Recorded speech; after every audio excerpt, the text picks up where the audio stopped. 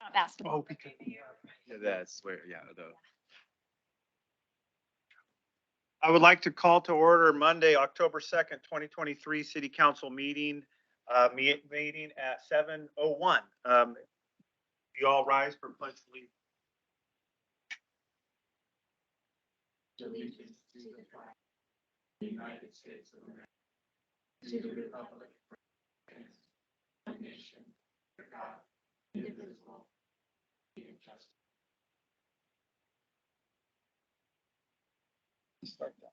Okay, roll call. We are, 5 of us are here. Jeanette is online. We will be soon adding our 7th to be a full group. So first, I'm looking for an approval of agenda. Want to make a motion to approve the agenda? Mr. Mayor, I'll make a motion to approve the agenda as written. Council Holmes makes a motion to approve the agenda. Any seconds? Second. Second by Council President Greisen. Any discussion? All those in favor state by saying aye.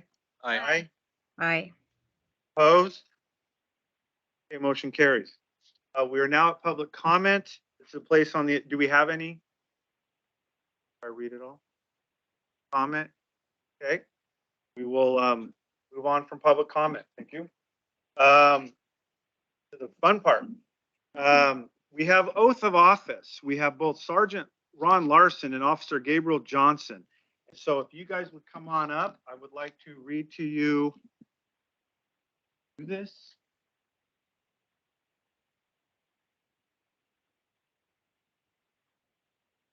We are going to start with Gabriel Johnson, Officer Johnson. I'll hand you that. And if you will repeat after me. I state your full name. I, Gabriel Johnson, Hereby swear on my oath to honestly, hereby swear on my oath to honestly faithfully discharge my duties of police officer and faithfully discharge my duties as a police officer for the city of Scappoose, for the city of Scappoose, and that I will support the laws, and that I will support the laws, the Constitution of the state of Oregon, the Constitution of the state of and Oregon, the United States of America, and the United States of America, and the charter and ordinances of the city of Scappoose, and the charter and ordinances of the city of to Scappoose, the best of my ability, to the best of my ability, help me God. so help me God. Thank you. Appreciate it.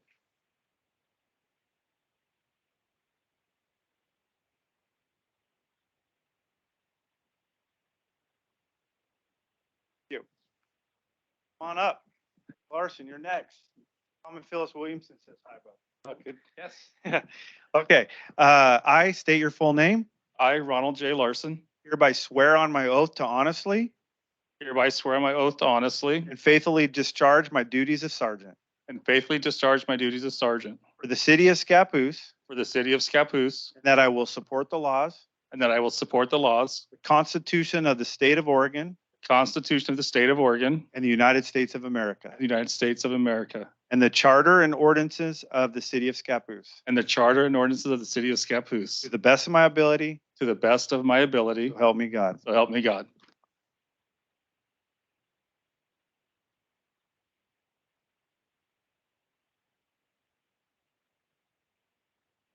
Okay.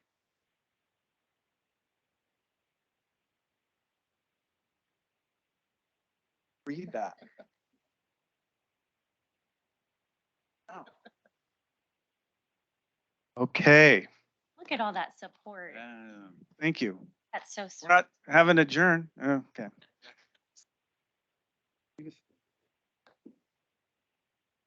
Okay, we're on to number 2.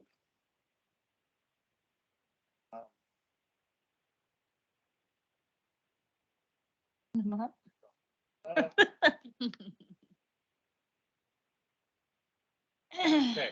This one. Is yours in there? Oh, yeah. Is she allowed? She's online. Did she text in? She did. She can text And it. she has a ballot in here, so I Yeah. just marked it for the record, but I'll ask her if she can put it on the record. But you'll read hers? Yeah. Okay, great. We are now at the appointment of a new city council. Before I read the votes or go over the votes, want to thank you all for coming. I definitely think I could work with all of you, and I've learned some stuff, and I am going to be reaching out because engagement and knowing with branches and talking with Mr. Rotter, I wanted to get out there to all the churches as well. And so it gets me going again. If there's ways to get engaged by me getting out and meeting the people, not just asking them to come. So I appreciate all of it, all of your services. Keep trying. This is a hard decision. Again, I would be happy with any one of you. I think we could work well together, but we have a position one right now. So I'm going to go ahead and just read the ballots and start with Counselor Miller. They're random. Vote for Ty Bailey. Council President Garison, Ty Bailey. Mayor Joe Backus, Marissa Jacobs. Yes. I got Counselor Santiago. You have, go ahead and say it. Marissa Jacobs. Marissa Jacobs. Counselor Holmes, Marissa Jacobs. And Counselor LaFrance, Marissa Jacobs. Yeah. Appreciate it. Thank you, guys. Thank you, guys. Thank you, John. Thank you guys very much and continue your help and would love to have you still be part of Scappoose. So thank you. So we're ready to move on then. Anybody else have anything to say as she comes up to read her oath? Thank you all for Thank you. applying, really. Yes, thank I think you all would have been great. Microphone? Two microphones? Excuse you. Rule. You have to have both. Thank you, Ty. Thank you. Was with Todd. I, Marissa Jacobs, here do by solemnly swear that I will, to the best of my ability, faithfully discharge the duties of counselor to which I've been appointed by the Scappoose City Council. I will support the Constitution of the United States of America and the laws of the state of Oregon and the charter and municipal codes of the city of Scappoose. So help me God.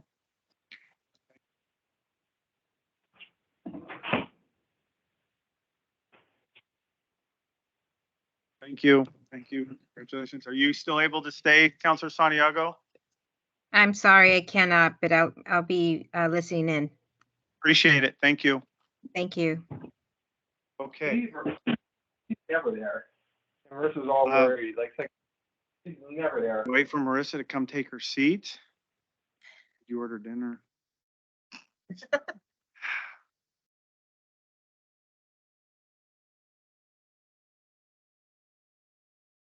You have yeah, she has the rest of the packet. Packet's up here in your binder. As always. We are moving on to number 4. We're moving on to number 4, consent agenda. So as you take a time to look over the consent agenda, today we have the September 18th, 2023 City Council meeting minutes. Looking for someone to make a motion to approve the consent agenda. So moved. Moved by Counselor Miller. New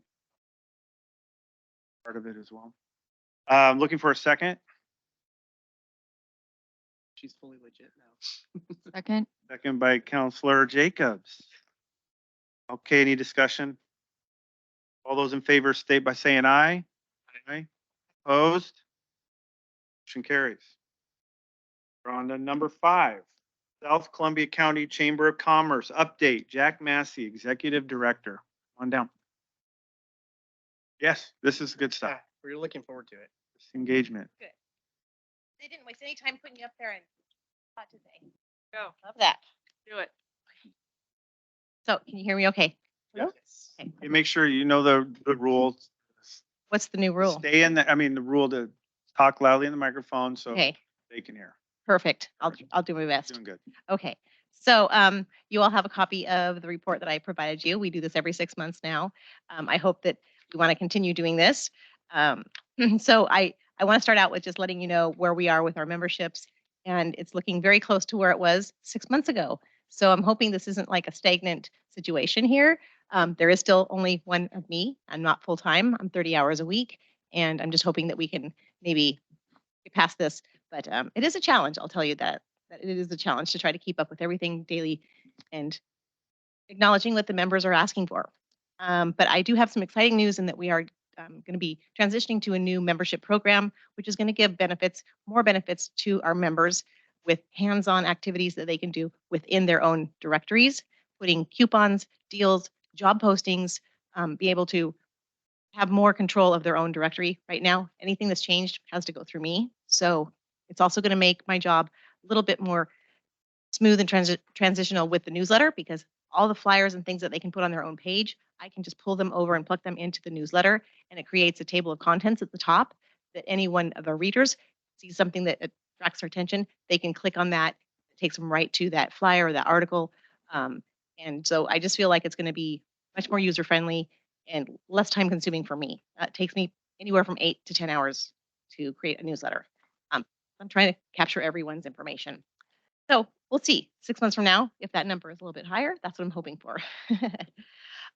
Coffee and Commerce event and happy hour are two networking events that we have every month, are still being very well attended.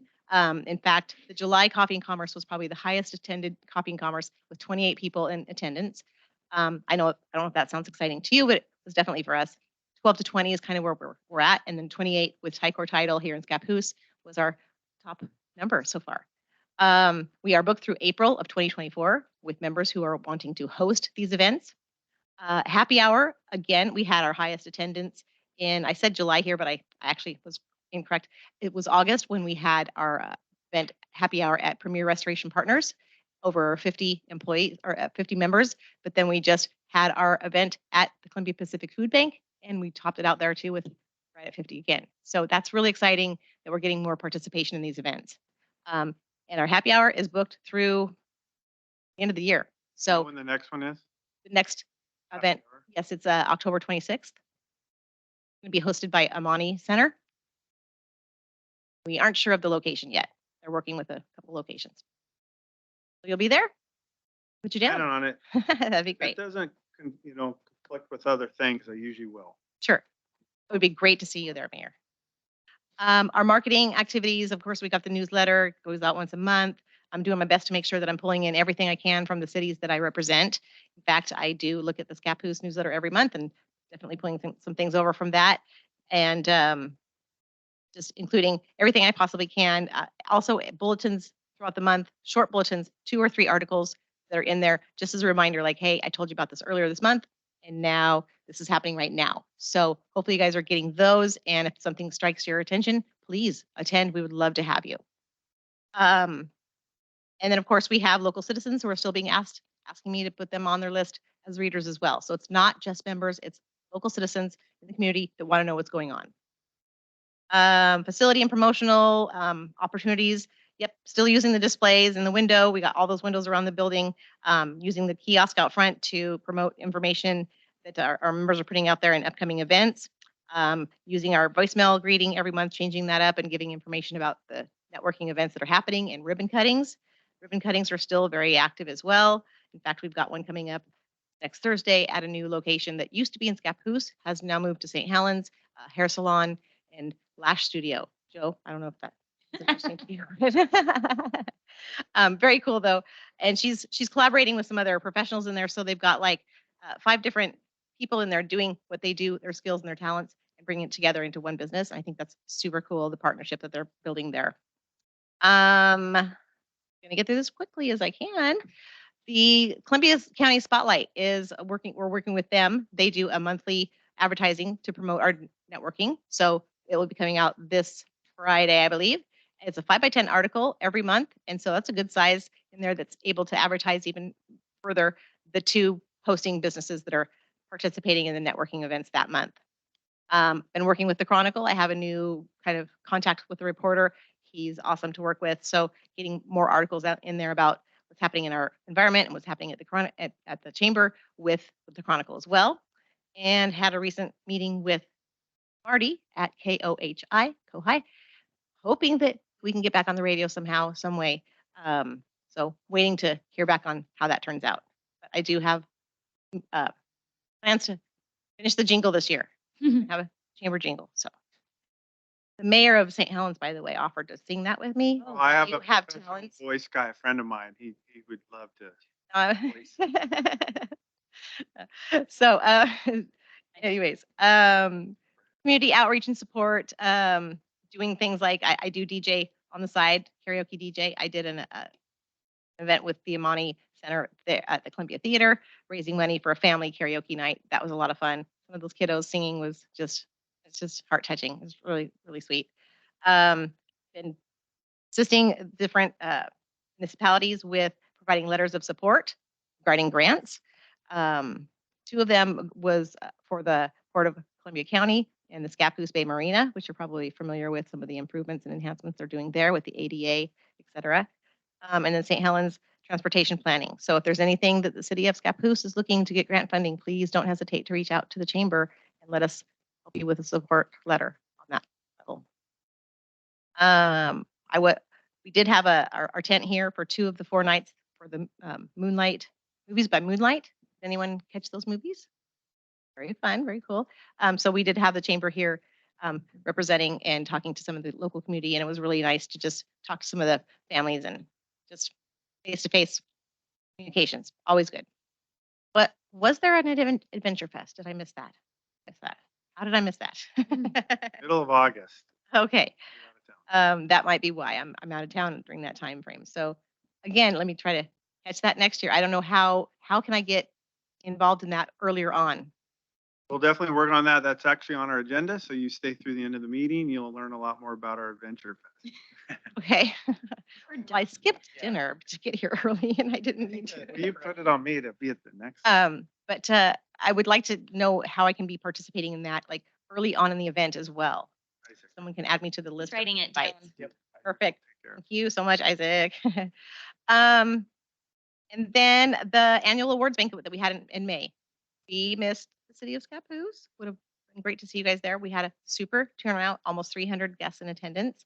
We gave out the 11 awards that people nominated, voted on, et cetera. It was the first big event that I have done in my position, and the entire board that I was working with.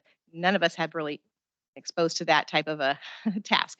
We learned a lot, and we'll be taking what we've learned and moving forward for the next year.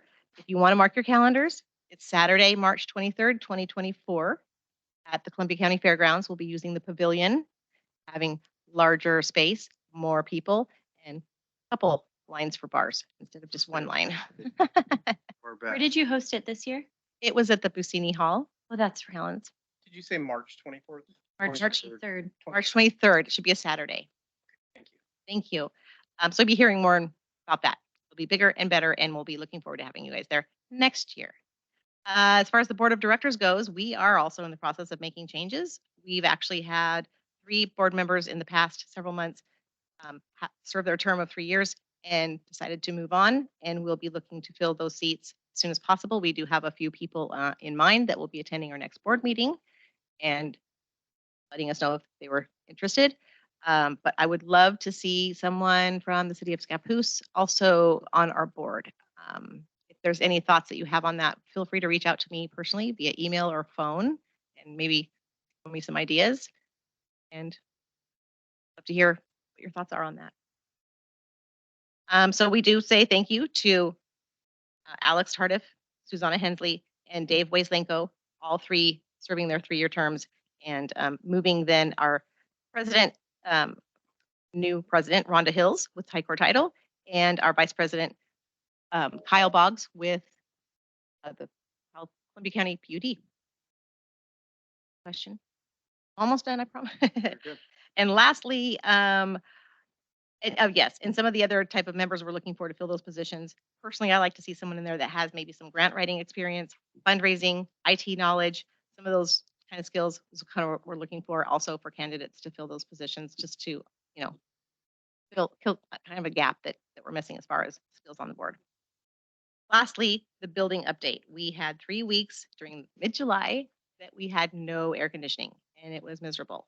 We have known for some time that we needed a new air conditioning unit and furnace. However, the way it's set up, we had to have both come together as one unit, or else they wouldn't talk to each other, wouldn't work through the thermostat. So thanks to Western Heating and Cooling, who's one of our members, they donated a furnace, almost $4,000 furnace. They do that like once a year to a nonprofit.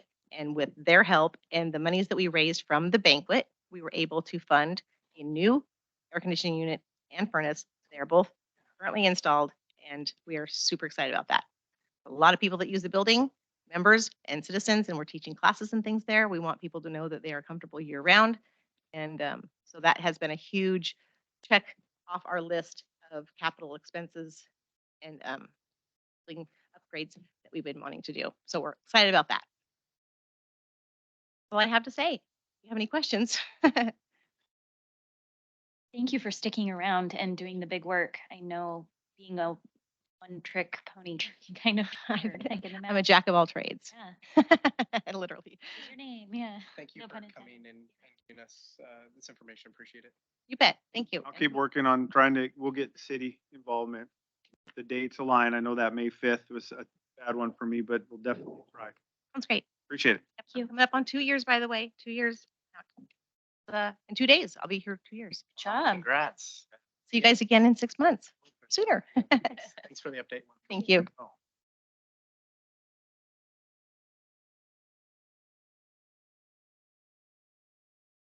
Okay.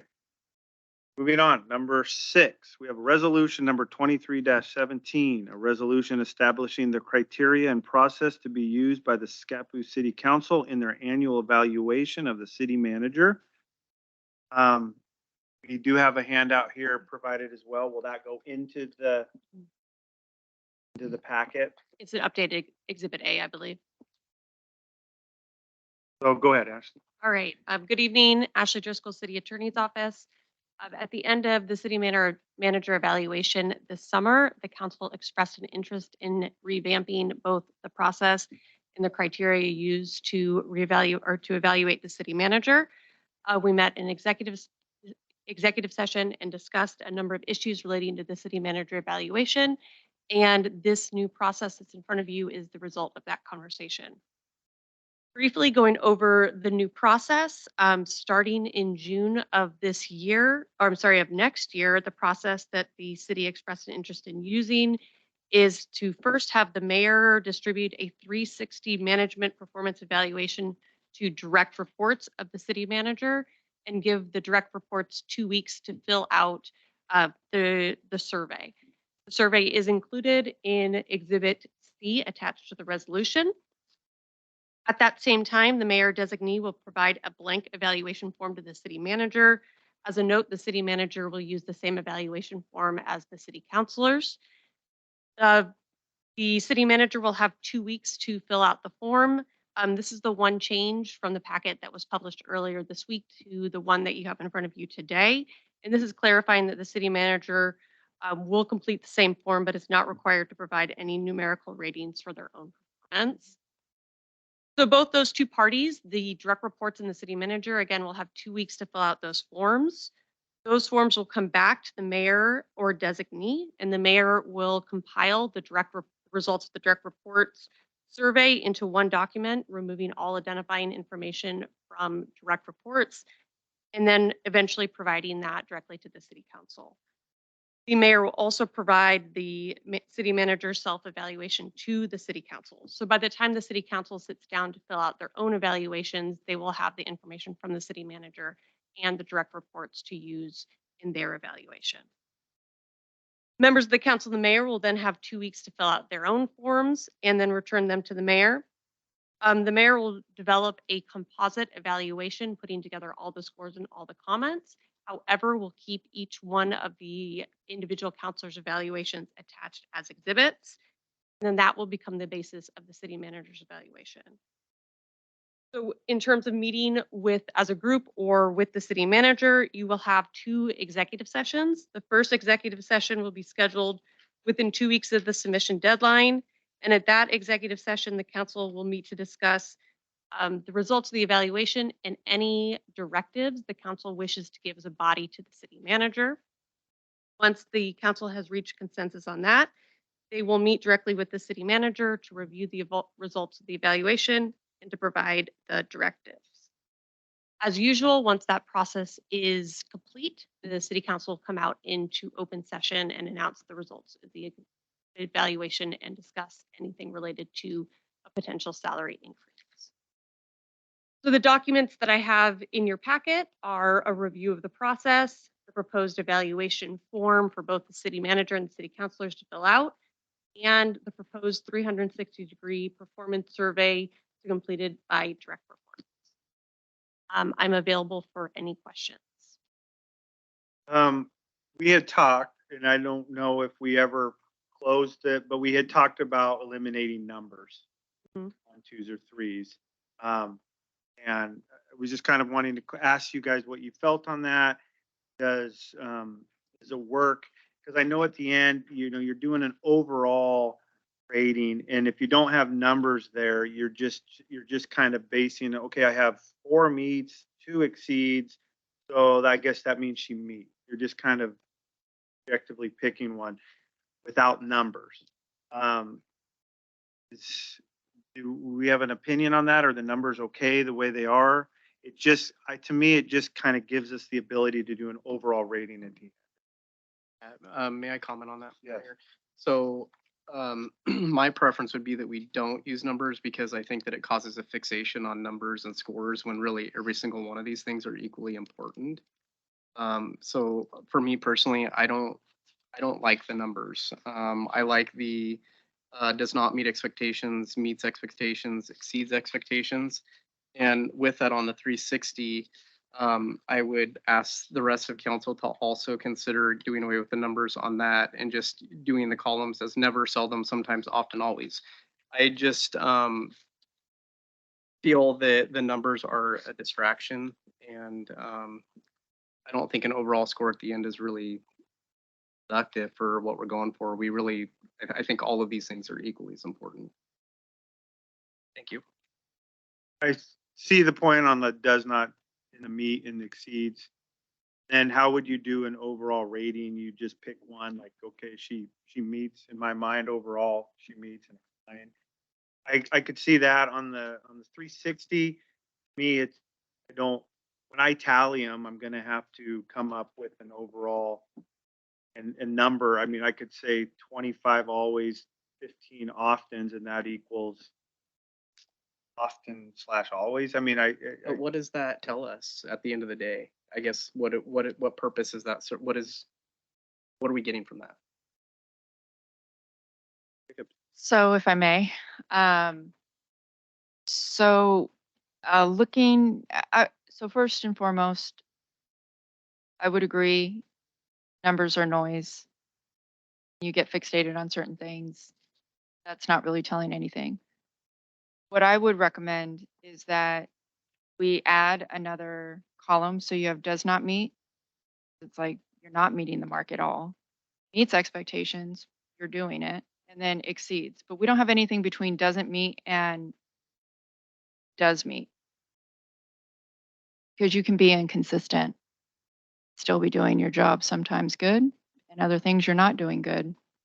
But to have it that black and white, I think that's using the term inconsistent or something similar to be able to identify areas of improvement.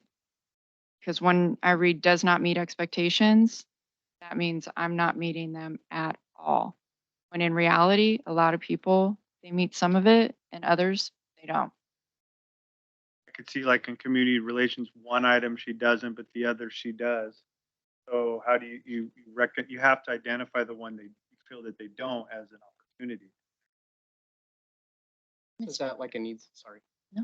Is that like a needs improvement, or what would be the term used? Mr. Mayor. Yes. So I had talked about an elementary school report card, and in the middle is nearly meets. So it's doesn't meet is a DM, nearly meets is an NM, meets is an M, and then you get an exceed. That's exactly how a elementary report card reads. That didn't take last meeting. People wanted to keep it 3 categories, so that's where we are right now, is still with 3 categories. But I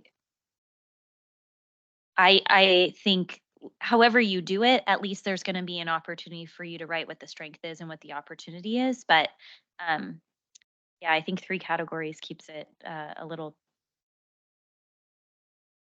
That's a harsh jump from the 1 to the 2 without the 4th category. But that didn't take, and maybe it's open for discussion again. I don't know. I don't need the numbers.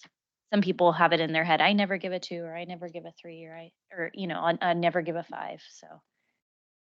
Right, and then you're constantly having to rationalize what is a 2, what is a 3, what is a 4. Recalibrating everybody's numbers. Yeah, sorry to interrupt. No. And I think. So just from the perspective of somebody who does get reviews, if I got a review and it said I don't meet, it's not necessarily very helpful for me to meet performance. So there's more, I find that with more specificity, you need to meet what I get. I'm just looking at it as, okay, if I'm looking at the 7 sentences that I'm really looking at, and overall, there's one that's not, but overall, it's meet. So, but then in the opportunities, I can identify the one where I don't think it's nearly, or it doesn't meet, opportunity to improve on that. But by adding a 4th one, you're saying overall, overall in those whole category, it would be nearly. Yes. Mr. Mayor, sorry. Isaac, do you mind elaborating on maybe what the categories that are used for staff that you're accustomed to? Yeah, we typically use a 1 through 5 scale. That gives a little bit of room above and below a meet. So, for example, when I get rated on my communication, we have the standard, meets or not. So if I'm not meeting my expectation goal, there's a clear line between I'm really not meeting it, I'm sort of meeting it, and I have met it. So then there's a little bit more for me to understand how badly I'm doing or how good I am doing. And I think that for me, when I get my evaluation, it helps me figure out where I really need to focus. If I see, say 12 different metrics and they're all kind of on the map, I can see where I'm really needing to improve versus where I can spend a little bit less time, or for that year where Alex wants me to improve more for this specific coming year. Maybe a council goal has changed, and so now I need to move this way a little more on this issue. Mr. Mayor. Yes. So when the staff fills out their 1 through 5 scale here for her, that's something that the staff is accustomed to seeing. That's something that they're used to receiving feedback on that. Yes, we typically use 1 to 5 for most of our kind of evaluation points. Even when we're doing like RFP scoring and things, we typically use a 1 through 4 or 1 through 5 matrix. Come into issues where we try to use a reduced scale. We do hiring processes. We used to use a very tight 10-point scale or 2 points when we were looking at evaluating. We get a lot of applications in. If we found that we had people that were really looking like they tied, where they had 1 or 2 points between them. So we tried to expand that a little bit more to add some more points, some more room, and it really helped illuminate where some applicants, or sometimes when we're doing reviews, some staff really exceed more. Whereas when you compress that scale, sometimes it kind of muddies the waters about where people really stand in relation to each other. Do you feel,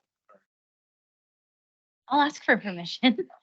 do you feel then when you're filling out this 360 that you'd be okay if it was just never, seldom, sometimes, often, always, and not numbers?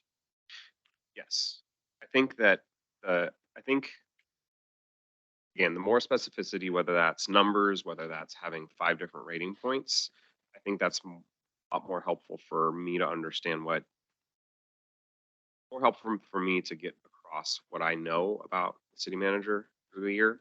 Whereas I think if I saw, never, sometimes, always, I think there are numbers between those things, and it might be hard to rate. And I know that I would personally be tempted to put a half point in there anyways. That's just me.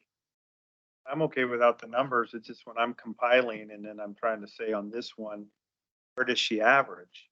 And it would be have to say sometimes off, it'd be in the middle. But, so I'm in my head, when I compile them, I'm gonna give them a number, get an idea of what you are. You're sometimes plus, right on this side. But I'm okay with up. I'm okay with adding nearly. I think whatever you guys are comfortable with. About inconsistently, but. Actually, what do you see the term used across the different cities for something like this? Well, I definitely think that most of these do use a 5-point scale, similar to what we were using the last time in the last evaluation process. So that is what I am more used to. At our last discussion, the council did feel strongly about having just 3. Mr. Mayor, Yes. I could go either way, 3 categories or 5, but I would like to kind of keep an odd number so that we have like a mean that we can use if needed. Yeah. Yes. I think I thought a bit, you asked me about the matrix a little bit in the numbers. I think that if I came across a never, sometimes, always, and somebody was between 2 things, I think I would have to make a subjective decision, and that might be influencing what my data coming to you is. So I might, not necessarily me, but we could have somebody say, well, they're really an off end, but I don't want to prejudice. And so you go up higher, or maybe you go lower than you really mean. So I would probably end up writing more comments to describe my score to you at that point if it was one, like a 1, 3, 5, like just 3 rating points, because I don't know that what I actually think would come my circular scoring. What numbers would you put 4.5? Would you actually go, it's right in the middle, so I'm gonna go 4.5? It was a 1. If I only had a choice between a 1, a 3, and a 5, I probably would write it in. But then, So I don't, after listening to Isaac, I think those are excellent points. I don't necessarily have an issue with the numbers. I think it's the end number, the total, that I don't really like, because I think people get fixated on the end number rather than the individual evaluations. And I just don't want to detract from those individual things by a score at the end, because I think that's what people get fixated on. So I don't necessarily have an issue with it, especially after listening to what you had to say, Isaac, there. But I don't necessarily have an issue with the numbers. I based on what you said, I see the value in that. I think my issue is more with just having a number at the end that could potentially be distracting from that, from what we're really trying to accomplish. Sorry. I think that was unique to the city of Florence, which we built this off of, having that last like core competencies rating summary. So I would say that is unusual. Could you leave the core competencies, but just take out the numbers, and we can just put overall, we, take out the divided by 6 and we say meets, and I think you would find just having each one of the categories stand alone, and whatever boxes you decide makes the most sense for the city, leave those in there. I don't think we need to have rating of core competencies at the end. So my recommendation would be just to remove that. could you leave the performance goals and action plan? That's separate enough. Absolutely. We could do this forever. Is this one we feel that we're comfortable with giving it a try? Here with the changes that we're talking about? Will we have to come back with another? It's changes? up to you. And actually, I'm going to turn to Isaac and ask how the city handles this in the past. But if your changes are minimal here, what I would ask you to do is vote on the amendments, have that passed, then vote on the process as amended. If you have several different amendments that you would like to see this process, my recommendation is that we bring it back and likely just put it on the consent agenda for your next meeting. So do I see any, the process, everybody's good with the process and timing, and I guess I'll put together this, we got 2 weeks, that all looks good. Well, did we discuss also having like every 3rd year or so doing an external 360 with folks like maybe the fire chief and school board and other professionals that she interacts with? So my notes reflected that it was discussed, but there wasn't a consensus to move on that. Okay. I could be wrong, but If that's we were doing the 360 internally every year was, I was under the impression that we were doing that every 2 or 3 years. 3 Yeah. years. So Can we get a consensus on that? I think when I thought 360 every couple of years, I thought it meant internal. Mr. Mayor, Yes. I think annually we're asking for staff input. It wasn't decided exactly how often we wanted external feedback. Definitely wasn't every year as a requirement. Some of the discussion that came up was like, well, if we feel like they need it, then we'll do it. But then that became wishy-washy. Well, like, what if this council thinks they need it, but the other one thinks they don't? So I personally, if people are interested in having external feedback, would like to solidify some sort of a schedule for that. In the data that I looked at, the most common was bi-yearly, not at all. There was a couple of outliers who did every single year with the externals, but most didn't do it, or they did, it was not every single year. We decide that we like to have one we agree on 3 years, but we don't have the form made up. Can we still vote on it? And then you'll come up with a form. We would vote on it at a later time, or does that need to be part of this package? We vote on a 60 externally every 3 years. So my recommendation for that is because it's a more significant change and I just want to make sure that we're on the same page. I would take it back, draft it into the process and then come back because we're going to have to decide who be part of that 360 process. There are a lot of partners that could potentially be part of it. That would be my recommendation for that component. Mr. Mayor, I'd recommend just to keep it, who knows when a city manager is coming in and out or what council is doing, or to remember, was that 3 years ago or not, is just, if we're going to add it, just say in the odd year.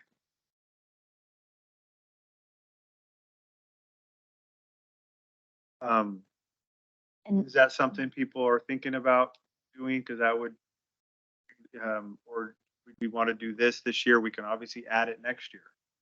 Or add the, that's why I put odd year. So if we want, sorry, Mayor, if we wanted to simplify and you were okay with some, I guess, some ambiguity in that process, we could add a bullet point that says, every third year external component to be determined. That would leave it open, other than the fact that every odd year you would be. The only thing, so what I like about that is just that if we do get a new city manager, then it ensures that they do have 3 years before we do one. So there's no confusion about that. It leaves room for new community partners too. Could be new districts or new organizations that you want to include. every third year from the start of your term. Get your first year, because if it's every third year, okay, it's set for the 26th. Well, the new one comes in on the 26th, so they get that for the year. So it would be the third year. Of employment. Starting the third year of employment. Yeah. Can we go back to one thing just so that I just want to make sure that we have a consensus on it. As far as the final meets expectations thing on that, I don't think there's anything, I mean, to me, we would just discuss that and then we can check the box on that at that point. Meets, exceeds, doesn't. We don't need a score to be able to do that. A numerical score. Get rid of rating of core competency. No, what I hear, just so I want to make sure, what I hear Councilor Miller saying is that we just take the numbers 1, after 2, them and off. 3 away. And you're still checking the box, and then there's no adding or dividing at the end. I don't care if we keep the numbers for the individual evaluations for the, what do you call them? Criteria. Thank you, the individual criterias. My concern is just having a number at the end that people get fixated on.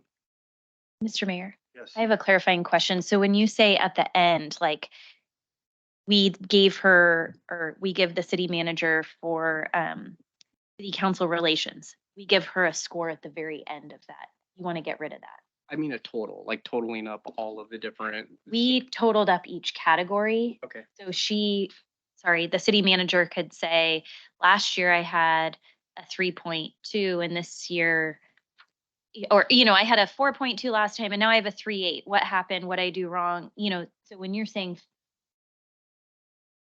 So what I hear Councilor Miller saying is just getting rid of on page 18, rating of core competencies, just striking that box.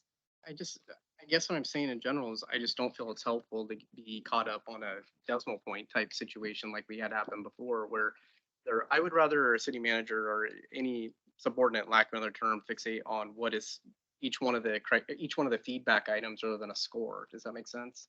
A numerical score. It just, like last time, it seemed just to cause this unnecessary, I don't think confusion's the right word, but just over a lower score, higher score. It's like, no, I mean, read what we actually said. That's more meaningful. But when I compile staff management, I'm just gonna put down 3 meets and 2 exceeds and 1 nearly, or whatever we decide, and just state that, and then it'll be the opportunities and strengths. Won't be an overall score for staff management. It will be, she'll see, we'll put together their scores, right? So they'll see all. I don't need to compile and come up with an average of 2.8.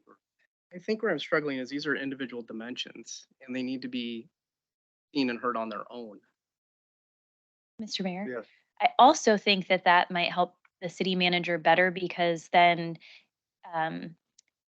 they're seeing that overall, most people on the council think that I'm meeting, whereas there's one outlier that thinks I'm over here. And in their head, they're going to know which counselor that is just based upon experience. You know what I mean? To where instead of that one score bringing everything else down, it sort of levels it. But to echo what Counselor Jacobs is saying and Counselor Holmes about an odd number or something like that, I'm definitely in favor of, I think you would get more feedback out of a scale of 5 if you want it to be odd. Councilor Miller, are you thinking like a matrix where you would have like each criteria and the does not meet, meets, exceeds, and like kind of tallies? Where a city manager could say, oh, okay, so in the category of staff management, 2 people thought I didn't meet it, 3 people thought I did meet it, 1 person thought I did exceed it.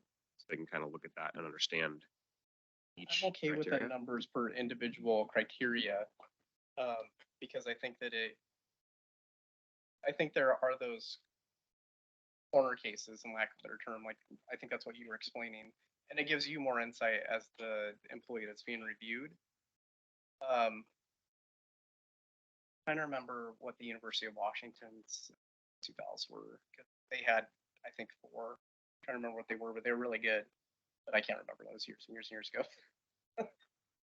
It appears that we seem to have substantial changes, I'm thinking, so we're on that boat now that, okay, we don't need to press to get a vote on something, but let's decide then what we want her to bring next time. You So might- 5 categories. My preference is the 4. I want to follow an elementary report card. But for those that are wanting an odd to kind of balance it out, I think the best place is not to be at 3, but to be at I'm fine with 4 or 5. I mean, if we're not doing a number and Same. nearly meets, what do you guys want to see? You got do not meet, does not meet. Nearly meets, meets, Needs. exceeds. Think of one that would go in One between here, make it a meets and exceeds that general, exceeds sometimes. Exhibits. Plus, because I mean, we're not going over each individual sentence in there. It's overall general. I'm not gonna do a number system or gonna work. Nearly means there are a few items you do meet and there's a few items you don't, and one, and How about, how about does not meet, nearly meets, meets, often or consistently meets, and then always meets? Yeah. nearly, then you would do nearly exceeds. What did you say? Often exceeds? Or usually meets? Often's more, is more consistent in terms of the flow of performance reviews. Good. Often is more persistent, be used when you're going from a meets in between and exceeds. So I have does not Often. meet, nearly meets, meets, often meets, exceeds. Isn't always more consistent with the other ones. think often it. Why don't we just use the same thing that the staff has to say? That's kind of what I was. You know, like, Sorry, Ashley, real quick, because in my, just like, just do the same thing and then we don't have to worry. Mr. Mayor. Yes. So UWs is outstanding, exceeds expectations, meets expectations, needs improvement, and unsatisfactory. And they have a definition for each one of Five? these. Yeah, So what was the lowest one? unsatisfactory. Does not meet. It's from the lowest up is unsatisfactory, needs improvement, meets expectations, exceeds expectations, outstanding. They actually have a definition next to each one too. We would add one beyond exceeds expectations. the only, those last two though, Exceeding and outstanding. yeah, are are like the same same. thing. There's definitions apparently. So yeah, so outstanding means the employee has exceeded all of the performance expectations for this factor and has made many significant contributions to the efficiency and economy of the organization through such performance. Exceeds expectations is the employee regularly works beyond a majority of the performance expectations of this factor and has made many significant contributions to the efficiency and economy of this organization through such performance. A big fan of definitions. I think it helps when you're That's what I was thinking, saying. it helps everybody understand, so you're on the same scale. And he, we agree, use whatever terms we come up, but use those definitions, put it in there that we say meets, this is what we're. So if we go that way, Tyler, or Councilor Miller, will you just email those to me? I can do that. And do you have, we have 5 we agree with? Excuse you, you Excuse okay? me. Yeah. Blood pressure medication. I mean, Megan, I was thinking the same thing. I wonder if it would be helpful to use the same scale. Across the board, Yeah. the same. Is there downside to that? Whether it was Tyler's or not, or the one that's here. I like the consistency that what they're looking at is what we're looking at, what she's looking at is what they're looking at. And that was why we're here today, because none of the things matched. And it would make sense that they do. I would like the data I give you be in the format you can use it in. Exactly. So And then if I say exceeds, you know what I mean. Yeah. Otherwise, what I'm giving you won't be very helpful. Yeah. Oh, right. You're saying, So I'm, reading it from you, translating it to her. yeah, yeah, Yeah, whatever so anybody decides, they all have to be the same. So change one, change them. we could still use like Tyler. 100%. Yeah, Make it. It's just, both. if we're giving it to the staff, never is not the same as does not meet expectation.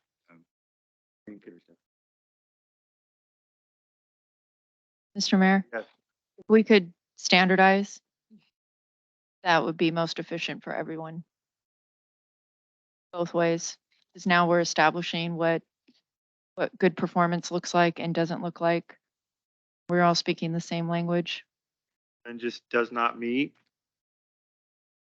Number 1 is So I think Unsatisfied. maybe we've got, Mr. Yep. Miller gave the. Let's we'll use come that. back, we'll see it. I like the pre-made definitions because that'll help us not come up with something. well, she'll look at the 5 that Mr. Miller's gonna send to her. 5 terminologies the same, unsatisfactory. Or up to outstanding. Could I go over what I understand the changes are so far? Okay, so we are changing the rating scale for both city council and for staff to the unsatisfactory to outstanding scale with the definitions from the University of Washington. And that will apply again to See. both rec reports and to the council. Do you want to leave the numbers in each individual criteria and have no overall score? As I tally them, I will give them a number to get an idea where they are, if they're at 4.2, or just to kind of give that overall average staff report, but a lot more writing if you're to put all those. Whatever you think. Mr. Mayor, Yes. if we're going to go to the model that Counselor Tyler outlined, then at the end, it's not a score, it's an overall successful or exceptional. we're going to move in that direction. We're going to use the word to define the performance versus a numerical number. Mr. Mayor? Yes. So then they're not gonna be, if you wanna get, in order to have people's brains not like see numbers, you could just have it be the letter, right? Like, this would be the O and M and the, or whatever, then they don't see numbers. Or you, but you're not gonna tally numbers up to give Now on this, an average. this I'll compile kind of comments. It's more for us to use in our evaluation. So not gonna necessarily have to tally numbers. Yeah, the city manager wouldn't see like, I was a 3.7. I'll just look, if there's a 2, I'm gonna note that there's an issue with that. If there's 5, then I'll say about these were rated very highly. Do those 5 categories make sense for a staff? Or do those 5 categories make sense for if we put them on the staff report? That That was was unsatisfactory versus never. The other was nearly versus seldom. Times versus meets. The definition's at the top. Andy. outstanding, exceeds expectations, meets expectations, needs improvement, unsatisfactory. Those are the 5. Sense if the staff is trying to review. Yeah. You sure we shouldn't see what Oregon State uses? Just. Oh, okay. Or UW Georgia versus okay. State and WSU. I'm just, okay. It's hard. Any other It's just what I know, so changes? it's not- So what I have is getting rid of the numbers for the city council review and the employee review as well, and just putting the letter. So where all the numbers are, would be the letter of the Yeah. outstanding. Is there a one word there, like unsatisfactory, near, I mean, is there, or the letter isn't? I'm just gonna send this out to everybody, but don't, reply all so you guys can see the format, but it's an unprotected Word document, so you might like everything about it. You're like, let's go with that. So I don't know how down the rabbit hole do you guys want to get on this tonight? We have time. That's the thing. Time tonight or time? No. No. We have I mean, I don't want us to be in a situation where it's next May when we're finalizing this Yeah, for no, the yeah. June. I wasn't um, suggesting that. Yeah. You've got an idea of the criteria, so we can start evaluating her, but get it, how we're gonna tally everything or all together. Yeah, we know the criteria, right? We just, So it's that's just what our the biggest format. concern was starting this now. So if you want to send me that and I can revamp these documents based on that, those criteria, we'll call it, or rating scale, I can do that and then make any necessary changes to the process done from that. Yes. One piece of data that I did not include in the report was I did come across one city that used a Google form for their employees to do the ratings. And what that allowed the mayor, who also compiled to do, was to basically go in and just hit print. The employees had done it. So it's completely anonymous. The employees would go in, fill it out. You would basically get out where it would say X amount of people said under 1.1 was a seeds and X amount of people said it was a meats. And that way you don't have to collate the data. Just kind of. It'll tell me like 1 of 12 or 1 of 6 and I'll know when. We could also make it not. So that is also another aspect to where if it seems like there's some struggle about like how do we collate the data so council understands something like that, where we could use a Google form, which we do actually have a Google account. We've done it for a lot of community surveys. Could do the same system where that might help that data. Then I'll learn more about Google Docs. So I think that would be good. I have another question. So for the external evaluation, do we land on odd years or every third year? I thought it was every third year of their employment. Okay, every third year of employment. And that would be like J, that would be over in the process, but we haven't figured out what they're gonna get, who it goes to. And that's TBD. Yeah. We'll have to come up with a form that we feel. Yes. Would that fall on this next year evaluation for her? We would have to determine that. So would that when did she start? Don't count her interim, right?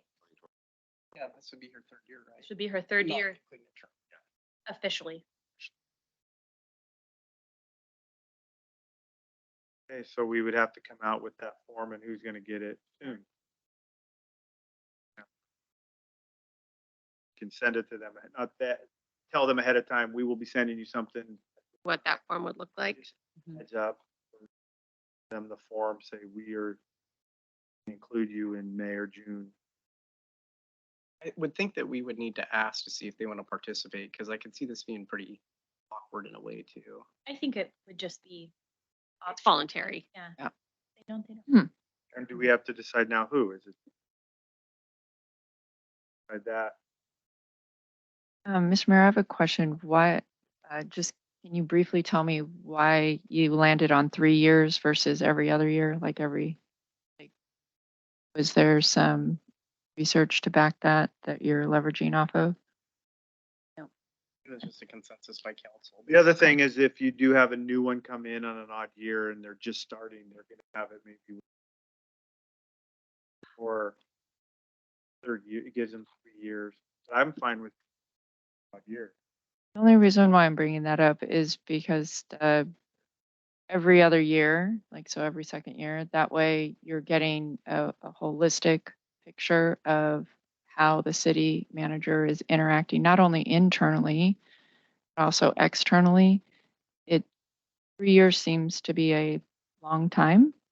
And traditionally, just in like other employment settings, when they're doing 360s, if they're doing it on an annual basis, they're 360ing everyone that interacts. But if you're going to want to reach out external as well, it seems like we'd get more valuable insight in a shorter amount of time so that we could course correct behavior and expectations.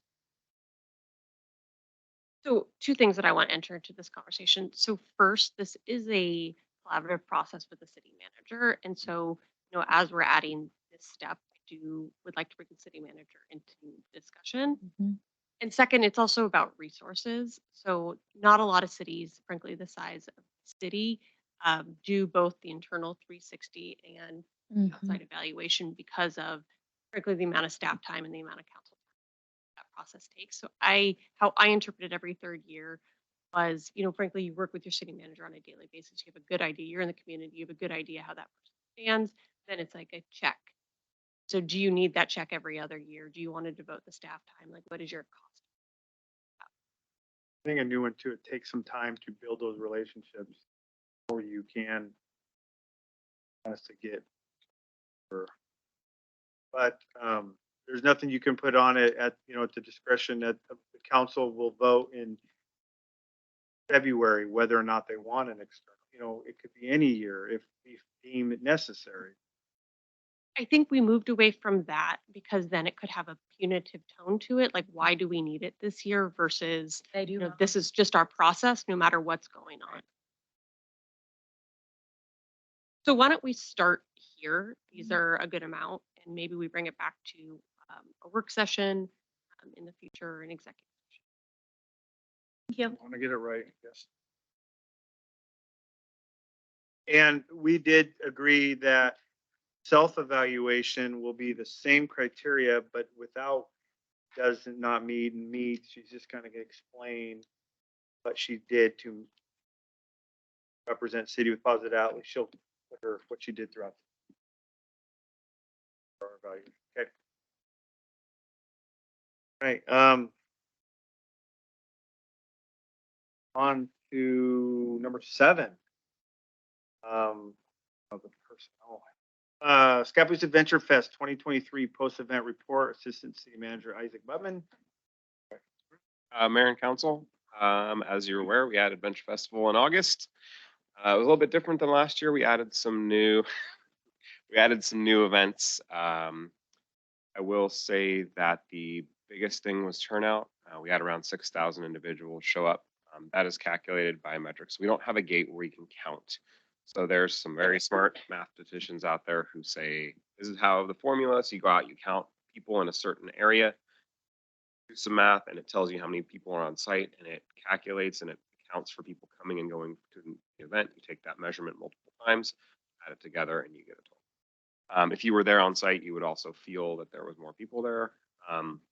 Most well-received portions of the event were, of course, the free activities, the bouncy stuff, bouncy houses, and obstacle courses were absolutely wild pretty much all day, even in the heat.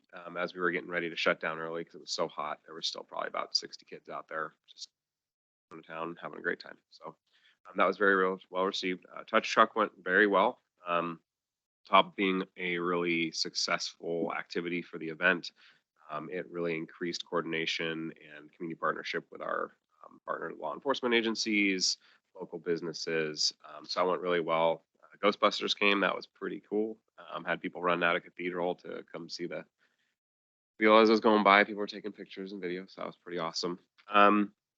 Think that the probably the biggest downside again was the heat. You know, we keep going back and forth about timing.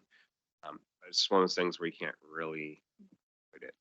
First year we had an event, it was in September and it was 103, and then we moved to August and it was still 100 degrees, and then it was also smoky, and then we did a different one this year and it was still 103 degrees. So I think it's following us. I don't think we can avoid it at this point.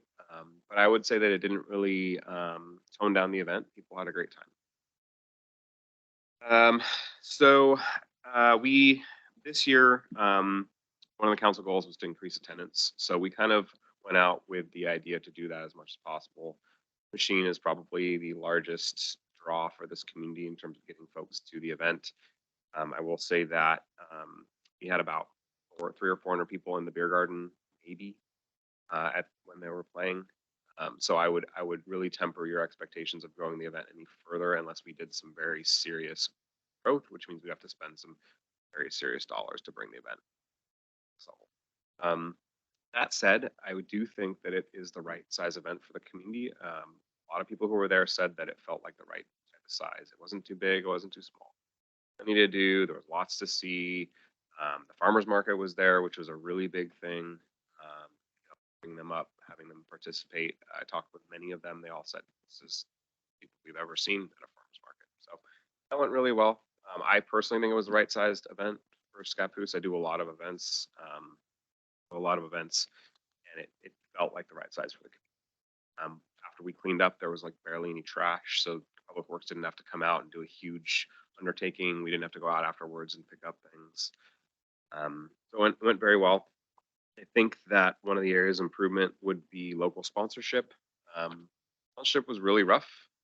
If you looked at the budget, you could see our goal was around 40,000. We only raised about 20 out of that. 10,000 of that was from one donation from Comcast. There were no small sponsorships. I think that that hurt us quite a bit. An extra 5,000 to 7,000 that was left on the table. Did reach out to everybody who donated before multiple times, but as I said before, you know, when I go out and I talk to somebody, I'm the city. I'm a bureaucrat. They see me as tax, and it's really hard to get people to be interested in giving more money to me, the guy who was already, you know, taking their taxes. So we found more success by using first year for the 100-year event. We had a pretty large committee of folks who were connected. That was a little bit different though, because it had a really community-focused, town-focused, one-time event feel where people were like, I want to be part of this. Really want to be part. I can give $250. People were coming out of the woodworks who didn't even live here, who had lived here in the past. Second year, economic development helped quite a bit with getting fundraising and sponsorships. They used their connections to the business community to talk to people, promote the event. It just didn't come out this year. I don't really have an explanation for it. That is definitely caused some challenges for the budget. As it kind of stands with the budget, you read through the document, you know, you authorized 90,000 to spend, and I believe it was like 89.5 is what we ended up having spend to make the event as it was possible. So in the report, I believe we talk a little bit about some things that were challenges, areas where we could look in the coming year if you want to go ahead and do Adventure Fest again, or decide to call it. You know, we might want to look at scope. I don't think we can rely on sponsorship. Offset. Yeah. With the vendors, things went pretty well. Like I said, the farmer's market came up. The biggest challenge with that was that the farmer's market ended up on one side of the event, the other vendors ended up on the other side, and there was a lot of feeling that one set of the vendors had a more advantageous position relative to inflatables where most people were hanging out. I think that at future years, if we're gonna do that again, they really need to be in the same location. We can do some occasional gymnastics to make sure they still have their own feel and they have their own area. But my concern would be that this event gets a bad reputation for small vendors who do want to participate that are not part of the farmers. I think the cost was a little bit too high still. I think that needs to come down to really make it accessible for people who really are small businesses, maybe that they really do work out of their home. Maybe this is like really a hobby and they want to come, still be too much. I think that's something we really need to look at, is making sure it's fair, perceived as fair. We don't want to get a bad name. Volunteers, we need more volunteers. That's last time we were talking about volunteers, and I was always needed for volunteers. Music was pretty good. I talked with Treadway and Charles, and they were interested in maybe doing a larger band lineup. So maybe not using Hit Machine. Machine's $5,000. That's a lot of money for a band. That's a lot of money. So when I was kind of talking earlier about putting the people in the beer garden versus how many band and what they are supposed to draw, what they typically draw, didn't really pencil out in terms of bringing any more dollars into the event. And if we're going to not get a kind of a discount from the band that lives here, I think we should consider maybe showcasing some smaller local talent, maybe giving some people opportunities who wouldn't usually have opportunities. So general comments, suggestions, feedback. I think the biggest one is the rebrand. I know that I said, this was the right size event for the community. I think the one thing I've heard from the 100-year to now, and I've done events and I've committee a little bit with the Earth Day, is that really what we're after is a community event. Yeah, we'd like to grow it. We'd like to bring more people in. We'd like to that turn into dollars that we don't have to spend for the event. The reality is I don't think that's really happening. I think that what I hear when I'm out there at the event work those days is that people really like just being able to come out in the community, have something free, have local music, have food options that they don't normally get. Basically bring your kid for the weekend and have them go wild for 8 hours a day, not have to pay for it. Big bonus.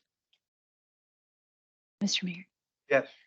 It didn't really sit well with me this year, like just the feel of it, and the purpose behind creating the event was to make it a community event. And I have felt this with like school events that we host, you don't need to pay to get a ticket to come in for a school event. Just have fun with your kid and your family, and just have a moment and connect with your community. So I really like the idea of, you could call it a community festival, or it's just a summer fest, just come hang out, listen to music, eat food.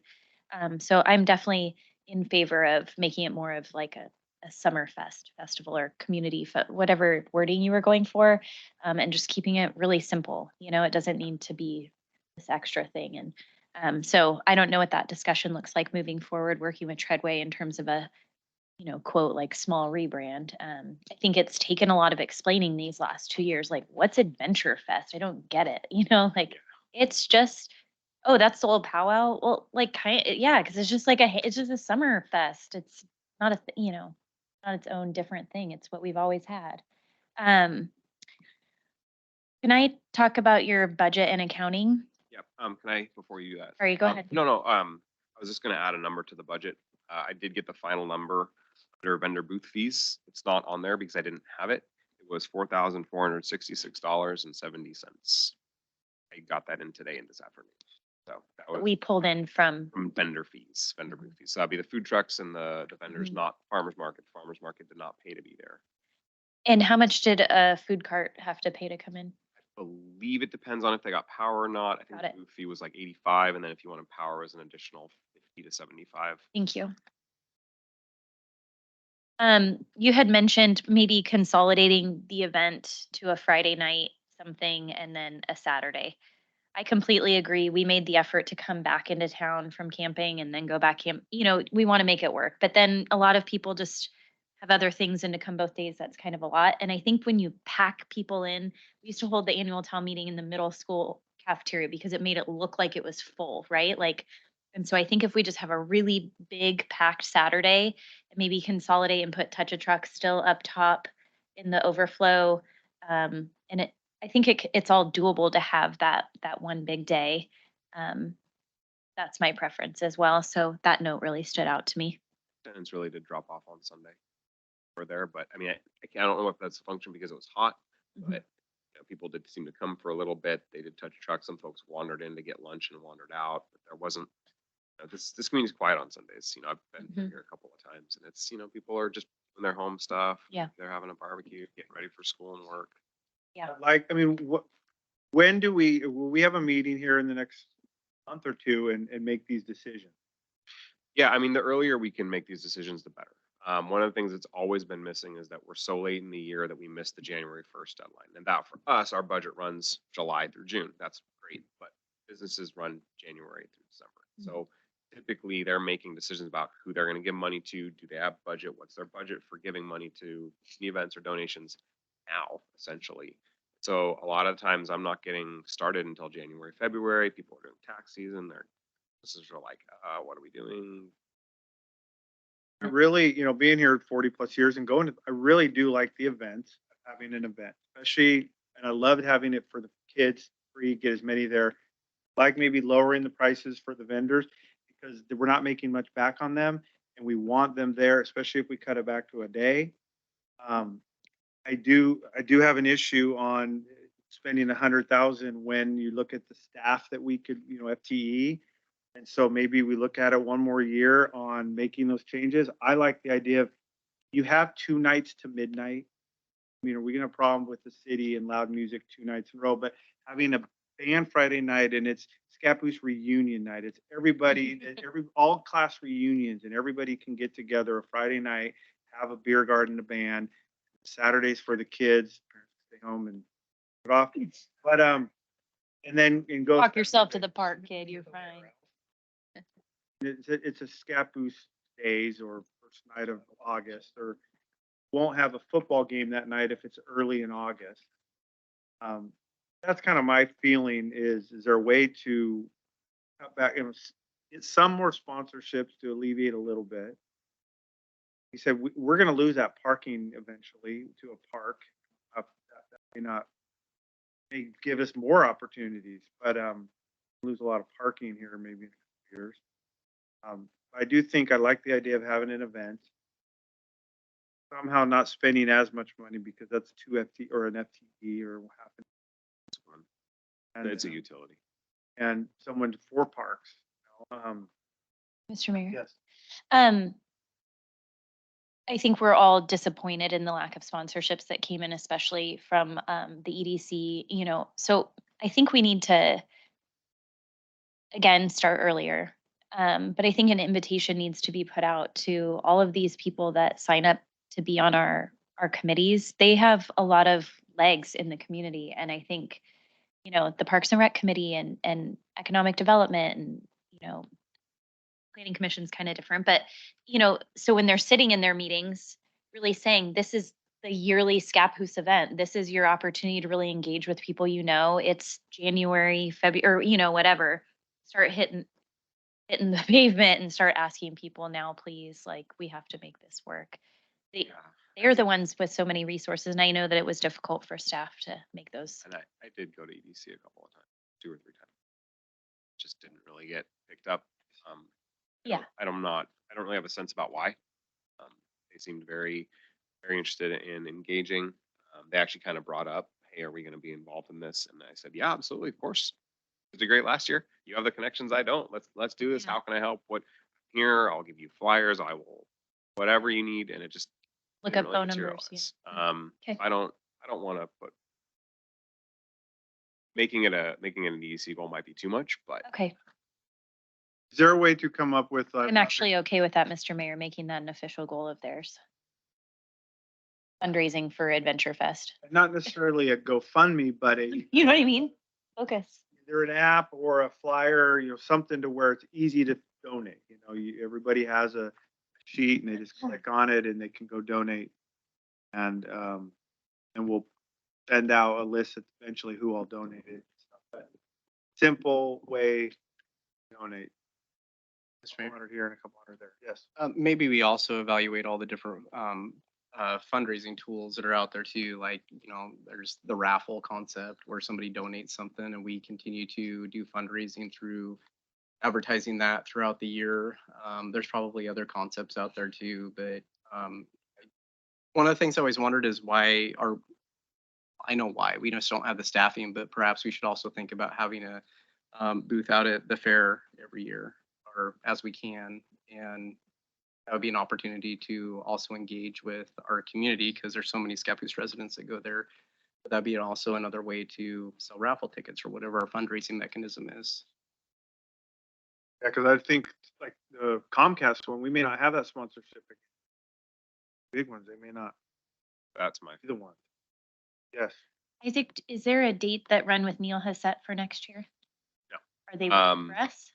I don't know that they are. We haven't talked post this. I kind of have some questions from various groups who were involved or wanted to be involved. And, Run with Neil has always been one of those things where it's really awesome to have them at the same time. It can be a little bit tricky with the coordination of getting the Touch a Truck event in. I Uh-huh. think that we can figure out a way to negate that. I've been thinking about timing of events and kind of cramming stuff in for a way to have Run with Neil be able to have that road. I think that Could they have it like Sunday morning? yeah, we could do Sunday morning. Sundays are possible for that. The other option would be, and would be pretty crazy, but you could do like Run with Neil in the morning, run to, because they typically end at about 10. You could do a parade at 11 to noon. Oh, buddy. Oh yeah, or you wanted to cram The in. 100-year all over again. Except it's only one location. You won't have me. No, I get that. But that said, A lot of people were disappointed about no parade, so I get it. yeah, no parade. But I think that with the Run with Neil and that timing that with the event starting actually works really well for the event. Yeah, People are already out. linger. And then are you a fan of keeping it that same time frame in August? Did that give us a better turnout than after school starting? Yes. Okay. 100% it does. The run up to school, the couple weeks people start spending on school clothes, football uniforms. Sure. And then when school hits, people are burnt out, they're doing homework. I will say that like regionally, that time frame between Garlic Festival in North Plains and the fair is kind of a good place to be. Because those are kind of the two closer. We're on the events. same day as Garlic Fest. Yes, we were. Yes. Yeah, and that would be nice to Or night. avoid that. One of those two. I was going to say we should try to avoid those two events. Yeah, the 2 or the 9th, right, would be the day to go, August 2nd or August. Yeah, and I can, if Got it. I know you want to avoid fair and you want to avoid Garlic Festival, I could just coordinate with Run with Neil if they want to be on the same day or the same weekend. Sure. We can just find a It day. would just maybe move it up a week or So are you checking in with Run with I will Neil be, I on the think. 2nd, 3rd, or the 9th, I 10th? think Lisa's actually on. and Oh, wild. yeah, so we would definitely coordinate with them. Good to know. yes. I may. So if we are to stay on the Adventure Fest theme, if it doesn't change, what I would really like to see is actually us highlighting some of the things in the community that would draw people back throughout the year, right? Maybe it's, maybe there are some things that happen outside of the city limits where like maybe in the morning there could be something up at the Scappoose Bay, right? Some paddlers go out and then come to the fest afterwards, or maybe the bike riding club, leads a bike ride around Rocky Point. Yeah, just something that will really Yeah. highlight what we have to offer. Yeah, and I think that was the discussion, right? Was it like there wasn't much adventure in adventure? Yeah. I mean, if you're like 3 to 12 and you want to play all day on the inflatables, there is, but Yeah. So if we could look at that type of component, if we stay with that theme, I think that would be good. Overall, how did you feel Treadways did? Because there were some complaints from vendors. Like I know the Bicycle Trail Alliance tried to get a booth and they got no response. Did you stay? so I will full disclosure. I used to work for Treadway. That said, I do not work for Treadway anymore. Disclosure: I am a vendor. Small business. I go vend at events every weekend. So with those things on the table, I think from my professional side with Treadway, it was very easy. Did not have to do administrative duties. I did not call porta potties. I did not have to call the axe throwers. Just kind of said, here's what we're looking for. Here's our budget. Give me updates. Um, they have the connections to get huge discounts that we would not be able to get on things like electricity. When you look at some of the numbers on here, it can look like a lot, right? 9,000. Typically, if I went out, that would be probably 15 to 17, because they work with these companies so frequently, they get really big discounts.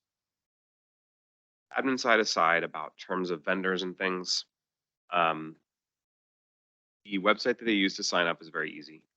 The bicycle folks, I'm not sure what was going on because I did email Brandon and I said, hey, they're trying to get a hold of you. Said he hadn't seen any emails. So we don't know if it got caught in some filter or bounced back or not. We did find a couple of vendors, potential vendors and vendors had typed in the email address wrong on the contact us link. I think that we could do a better job with that. If you were referencing vendors that were unhappy with the event itself, that's really hard. You're going to always have that. As a vendor, some people just do as well. I can tell you objectively that there are not a lot of event management companies that operate this size of event. Typically, when you have an event like this, like a nonprofit that will do coordination, or that would partner. So the city would be like a sponsor donor. So we'd say, oh yeah, we're going to give you 30, and that's going to be your seed money. And then the nonprofit would go out with their connections. They would have their volunteers to do those calls. We don't have that here. I would say that if we went to look for somebody, we certainly could, but we might not get a response. Or if we did, we would be looking at and probably an individual from the community who has time. Maybe they did or didn't do events in the past, and it might be very hard to review them or understand how their success or failure went. Yes, Councilor. I think overall, from everything that I've gathered, we are happy with Treadway. I think it's just a matter of addressing, giving feedback on those items and figuring out how we can find solutions for the next time. I don't think that's really that big of an issue. I do want to circle back really quick on the raffle thing. Because if we, especially, as counselors, because we have a lot of connections too, if we go out and try to find a few donations of large items that bring in ticket sales, that will give us all year to try to sell tickets. And there's sporting events, there's the football games, there's all sorts of different outlets we have to sell tickets. So the more I just thought of that as we were talking, but the more I think about it now that I said it, it's like that might be a really good way to generate some revenue. And there might be other similar things that we can do too. But I think we all need to challenge ourselves to try to figure out creative ways to be able to fund the summertime festival, whatever we end up calling it.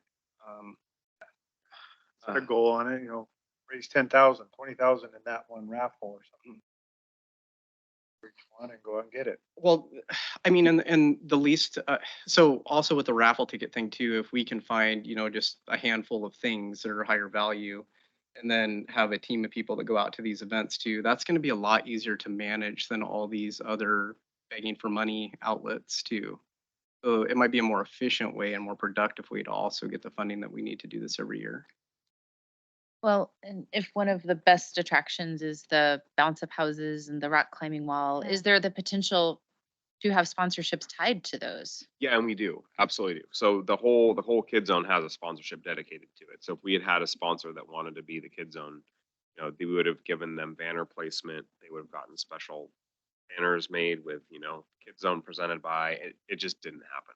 But maybe the individual items, like Yeah, we've done individual items before. Like this ride sponsored by. Yeah, and we could, if that would help, if you think that would help the local smaller businesses donate, we could. Yeah, you could say it costs this much for this bounce slide. You do that, but on the other hand, I Those aren't wouldn't limit what the minimum contribution is too. I think that's kind of hurting us in a way, or could be. We'd have to figure out ways to also entice larger contributions too. Yeah, so typically Treadway, when we ask them for a comp package, what they do is they give you like what a full cost recovery would be in sponsorship. So they'll start out with like 250 to 500 will be, just like a name recognition on the website and maybe a thank you card. Maybe get like t-shirt, or there'd be a couple email blasts listed there, and all the way up to, like the presenting sponsor, which this time was Comcast at 10,000. It was Scappoose Adventure Fest presented by Comcast. When you have a donor that big, you really have to give them something very valuable. I don't know how the big ones work, but we've got, Fred Meyers, Les Schwab, US Bank even said they wanted to have afterwards, we wanted to sponsor. them. Inroads. Like, how do you deal with US Bank? Do you have to go for it, or there's some possibilities? Do we pay on the advertising? Is that done? You guys, do you take care of the billboard and the Facebook? Redway does all that. The Adventure Festival, or if it's going to be rebranded, will have its own Facebook page. We would just change the title so you keep followers and people are connected. Treadway handles all that. They have a professional marketing person. It's actually the last or second to last marketing manager for the Blazers. So that was kind of nice to have on our side. They do all that. They'll send me posters to go put up. I think we did end up doing the postcard to the whole city. I don't know if that came through or not, but I think we did do that. It's about $1,000 for that. Also, just for like colloquial, I think that what I saw, most of the people there were from the community. There were not a lot of folks that came like from. Some people did, but most of the people I think on site were. I don't know if we can grow a whole bunch and challenge St. Helens and try to get there. I mean, it would be hard to really grow a bunch in that. Right? Well, and keeping within the budget too. I mean, you're right. Right now we are at an FTE, fully loaded FTE. So at some point there might be a cost benefit of, are we looking at in 2 years, 3 years, 4 years? Are we going to need more FTEs? Hey, are you good with, would you want feedback? Do you want ideas and put something together and come with proposals? I think, are we okay with maybe looking at doing this one more time, but with some adjustments and changes and seeing to try to get the overall cost down? So my list, if you don't mind, that way I can. Yeah. What I heard is to bring down costs, 2 nights, 1 day, jam everything in. Looking at simple ways to donate, potentially a raffle that runs from now until the event. Having a booth at the fair to help out with that. Trying to get the Economic Development Committee more engaged in local sponsorship. Maybe, and this one I don't have any. We kind of talked about the rebrand of the event. I think that's something that I would want a specific thumbs up from everybody on. Some of the ideas were Scappoose Fest, Scappoose Community Fest, Scappoose Summer Fest, or just Summer Fest. Those fit better. We're going to do an adventure festival. I think that we would have to look at how we're spending the money on the event. I think that would change the event. To really make it feel like talking about with Adventure Fest, we would need to spend some dollars to make it. Depends on our branding too. We're having branding come out. If that comes out real specific, then we could do that. But otherwise, I just like festival or Scappoose something. Scappoose Community Festival, something like that. Eric. Scappoose Fest. Hot August night, I knew that was coming. hot August day. It's gonna be hot. Hear the things he mumbles. Would it be helpful at all to put together kind of like an ad hoc community group to help with any of the planning or some of these ancillary things that we might want to combine into it? Yeah, I think frankly, the biggest need is the sponsorship. With Treadway, they could, if we had a dedicated group who was actually going to do things, but when we did that with the 100-year, it ended up being me. I was an intern. I was hired to help Alex because she was in an interim position, and the full 6 months was spent on. So what we find with sometimes if you don't have like a boosters that's like people deep will spend time, is that sometimes that falls back on staff. It's rare. I know, Parks and Recreation like to promote recreation and community events, and they do a great job in August with the movies. They're a great asset in terms of Yeah, and I think that kind of established thing. Vincent would be Park. good. I like the idea of what Counselor Holmes is saying in terms of most of these decisions have just come before us and it's a quick look at it, but it is a community event. It's great if other people have a say in what they want it to look like.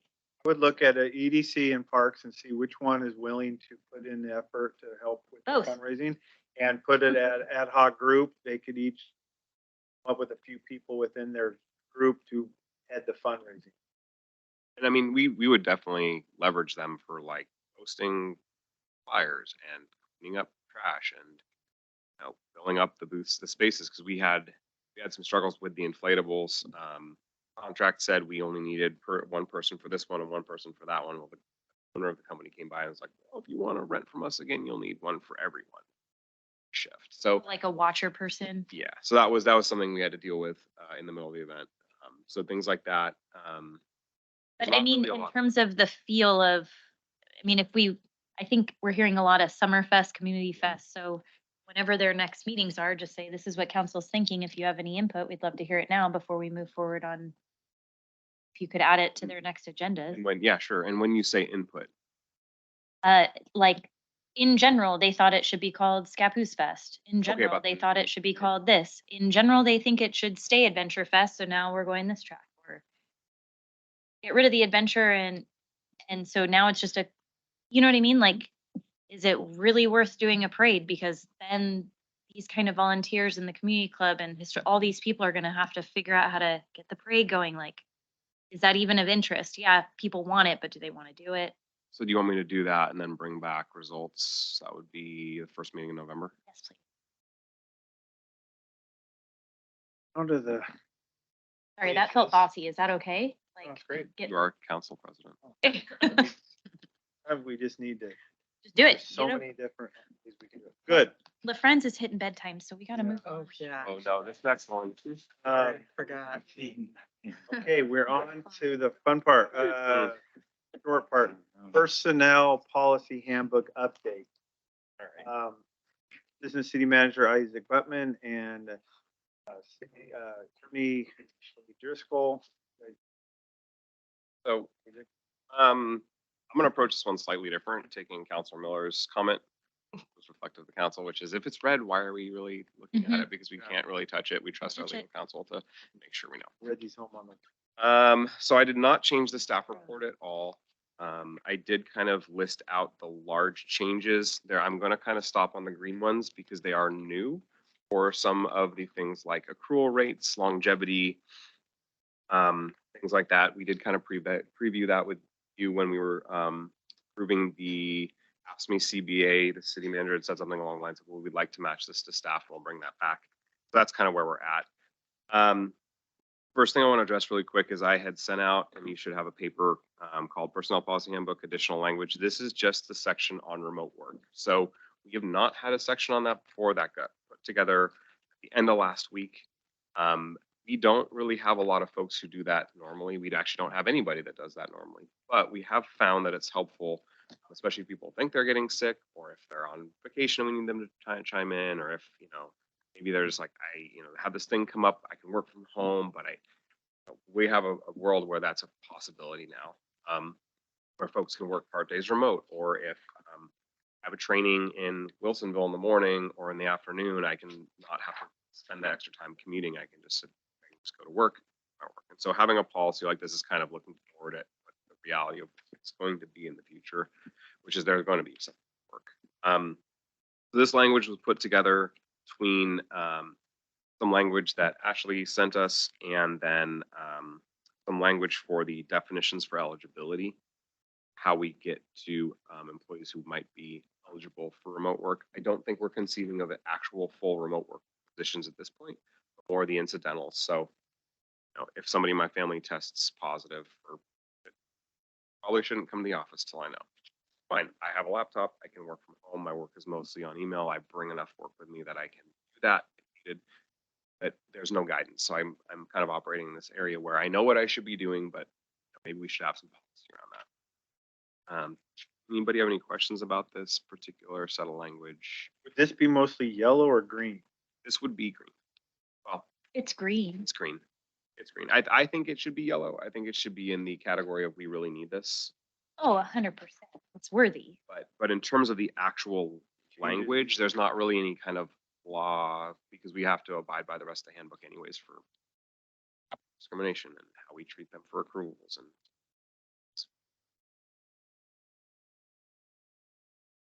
Jameer. Yes. So I guess the one thing that I didn't see in here, and I gave it just a cursory look, so maybe I missed it.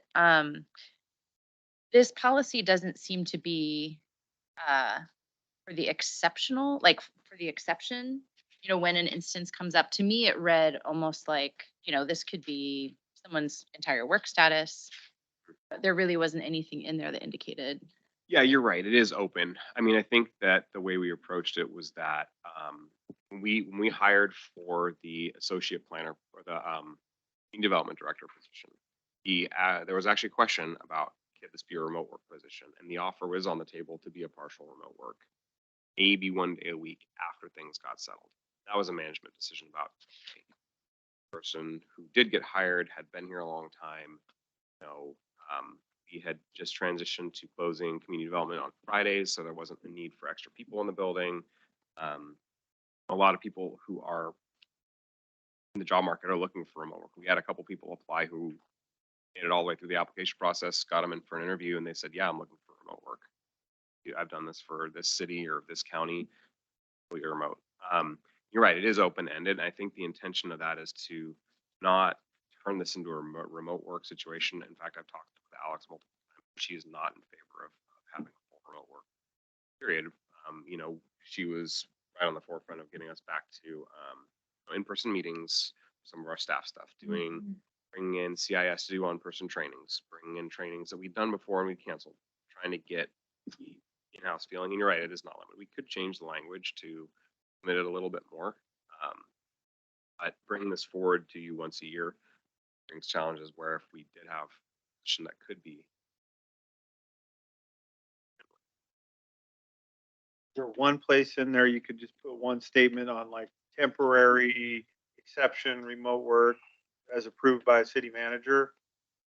Just leave it general, like, because yeah, it does kind of read as it's a, If it were to make sense to go in there where it wouldn't be so restrictive, that Alex didn't have any wiggle room to work with. But that would be my preference, I guess, put a little bit of language in there saying that this is the exception, not the norm.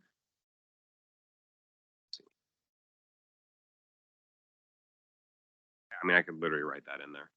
I could put that right after the first sentence. yes.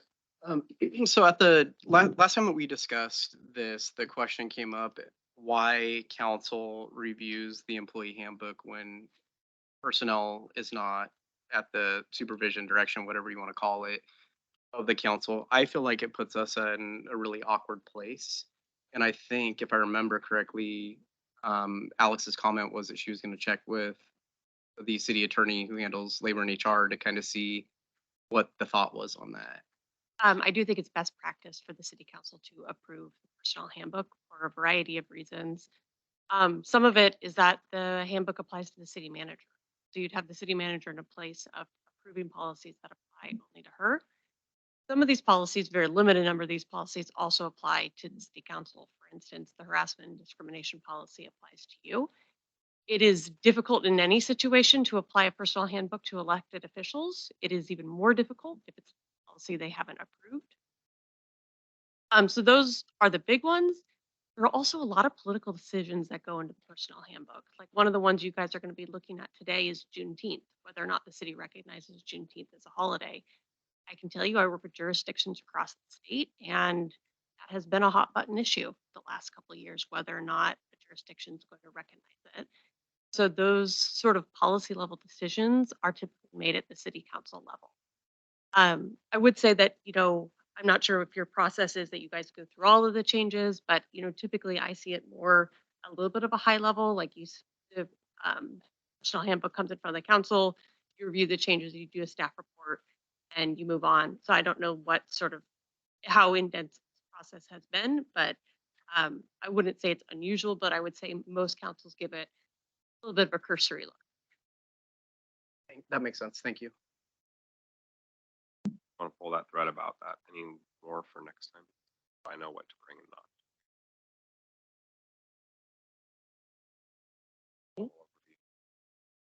I've never, I've never done this. There was no directions to me.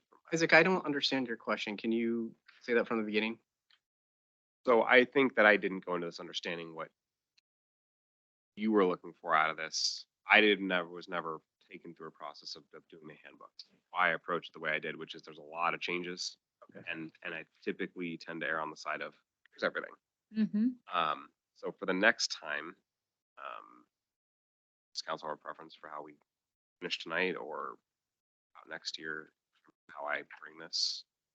Well, I think my only comment, and you touched on it when we started this item, was if it's in red and we're being advised to have this language because legal counsel tells us to, our insurance carrier, I don't think council's ever going to go against that legal advice and create a legal or create a liability situation.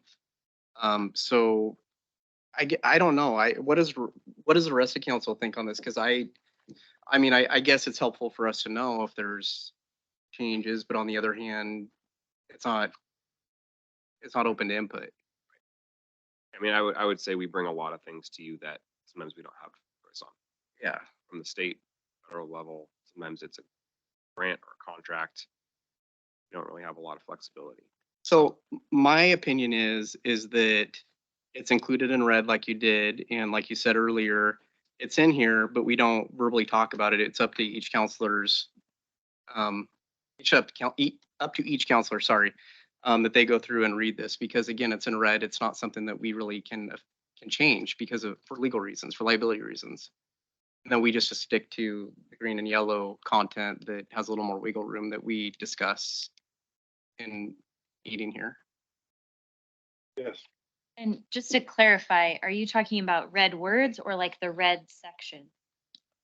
They're Well, They're bracketed off, so if the green, so my point is Okay. only that if it's something that we shouldn't be changing because legal counsel says we need to have it, then that be indicated somehow, and we don't it's in here, it's online for the public to look at, whatever, but we only go over and discuss the things that are open for revisions. so should we start going through? Because there is still quite a bit of yellow and green sections, or Yeah, I just wanted a guide for me tonight. I'm just making sure that Counselor Miller's on board. It's just my opinion Yeah. on how I think we should do it in the future. Does this count as the future? Because I'm happy to go through just the yellow and green tonight. Yeah, please, just the yellow and green. Thank you. Is it yellow or is it orange? Oh, it's Sometimes it's orange. either. It's orange. Okay. All To right, get creative with Word to make this work. let's go. Okay, so I have added, this is the exception, not rule, to the remote work policy. Let's make it clear. Any other comment? No. Excellent. Okay, time off and leave of absence. This is orange. There is some flexibility, mostly because of how we approach it in the language. It's also orange because we do need to provide some of these things to the employees. You don't have a choice. Biggest change in section, the first couple pages would be section B under the accrual rates for vacation. This would bring the accrual rate for our exempt non-union employees in line with the AFSCME union.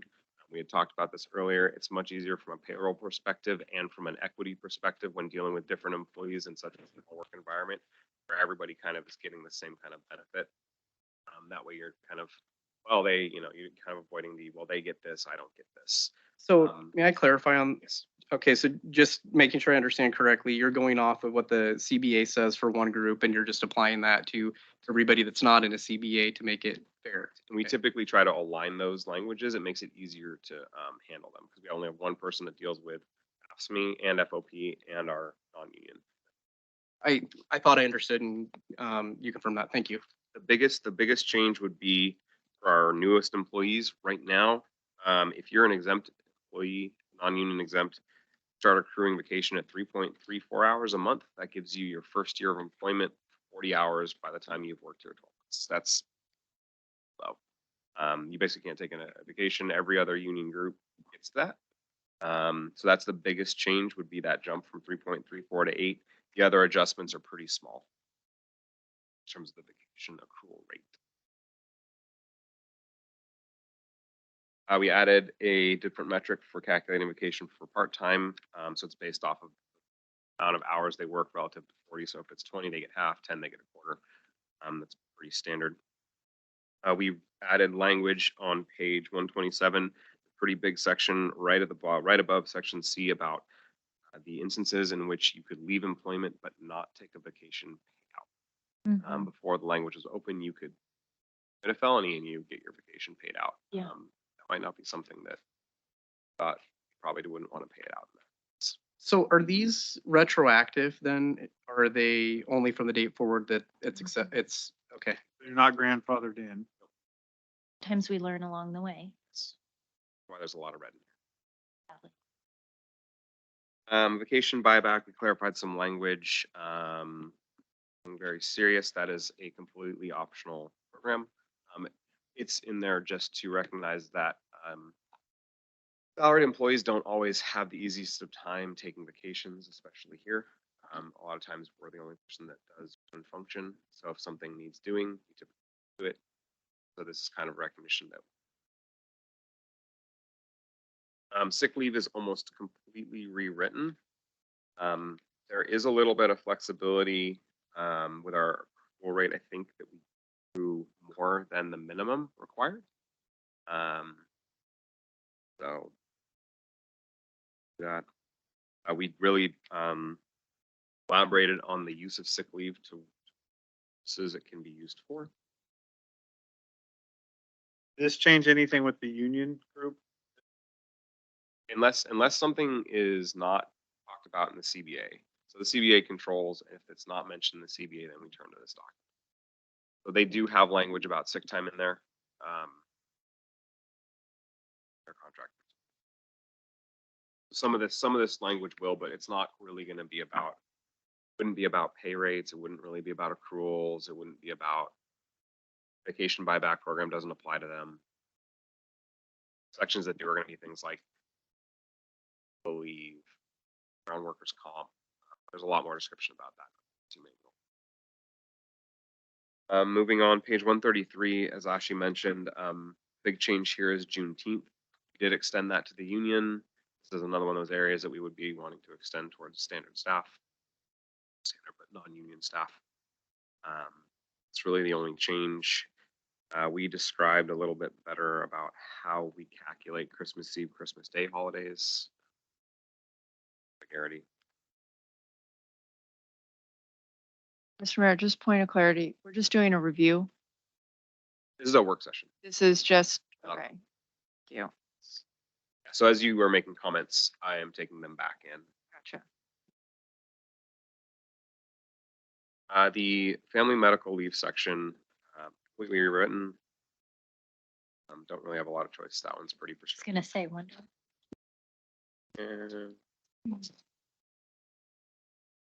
I believe the next section is on page 142, bereavement leave.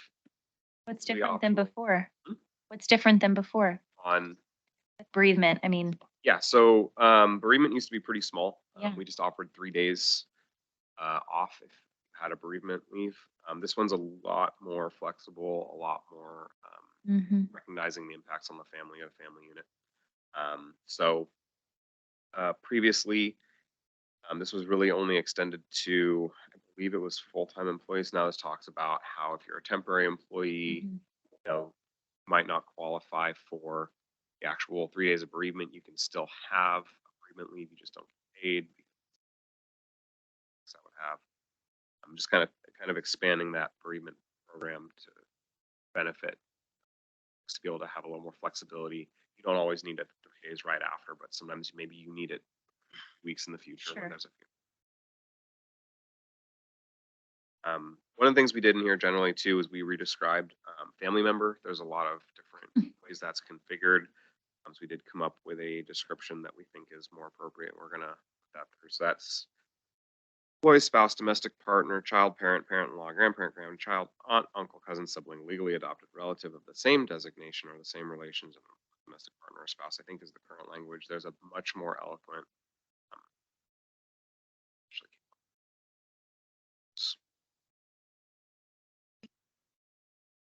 jury duty. We described that a little better. Find that with the juror payments, it gets a little weird because courts do not like to send that check or make the check out to the city. So we're just gonna basically say, hey, do you have it? And then we'll just deduct. Unpaid leave of absence, we just added a little bit more language in there. To make sure that when people are on unpaid leave, we're not paying for benefits. Typically, we'll pay for benefits if they're working or in some sort of taking a leave, a leave of absence status. Paid leave organ is brand new, and I would highly recommend not touching that. It's TBD. Employee benefits, this whole section, we insure through CIS. They kind of offer us a benefits package. We offer it through the employees. Really, the only thing I did here was I just kind of reorganized it, the whole section, and described full set of benefits as we label them today.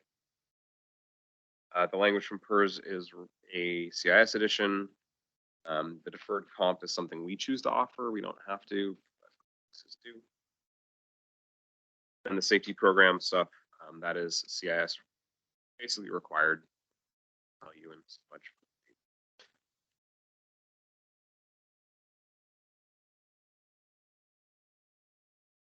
We read all the way to page 66, miscellaneous policies. These are probably the ones you have the most flexibility on. These aren't listed anywhere in CIS, but these are kind of one-offs, things we've come across over the years that you need policy language about. So job posting just kind of talks about how we post internally. We're always looking to promote employees. It's good for retention to give them career paths that move them to steps. It talks about how and where we do that. Employment applications, kind of the same thing. Some of this stuff is a little wonky to have in a policy handbook. Talks about the pre-employment checks, where folks know how we would be background checking them. The sexual and cooperation and teamwork, employee relations, personal relations, hiring of relatives is all yellow, but highly recommended to avoid conflicts of interest and issues. You want to make sure your kids aren't managing each other if they're family members. Been there, done that. Access to personnel files, conflicts of interest. Again, as counselors, you're familiar with that. There's a lot, I think, in the onboarding about it. Very similar for employees. There are actual and real conflicts, and so we just need to be aware of that.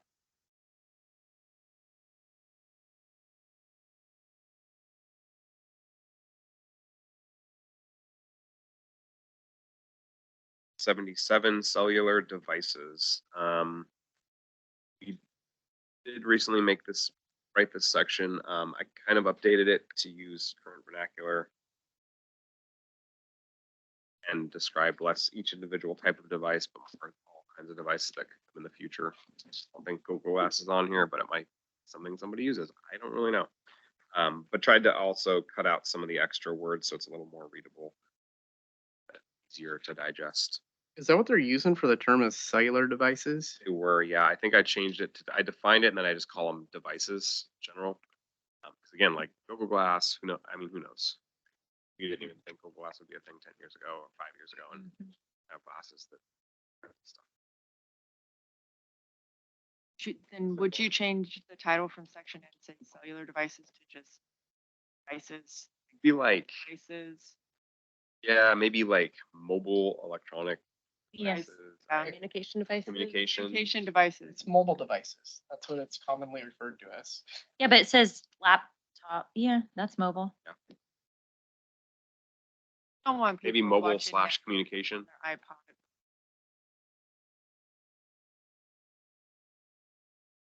Watch my Netflix in the car. I'm gonna do that. I made it very clear we have an exception for law enforcement use. Yeah. They're and public safety. There are public safety exceptions. I imagine like if there was a cascade or an earthquake, we want Dave Suka, if he's driving from Portland, to be on the phone to public works. I think that's allowable in the law. The use of software, electronic equipment, email. Again, this very large section is technically yellow, but very important.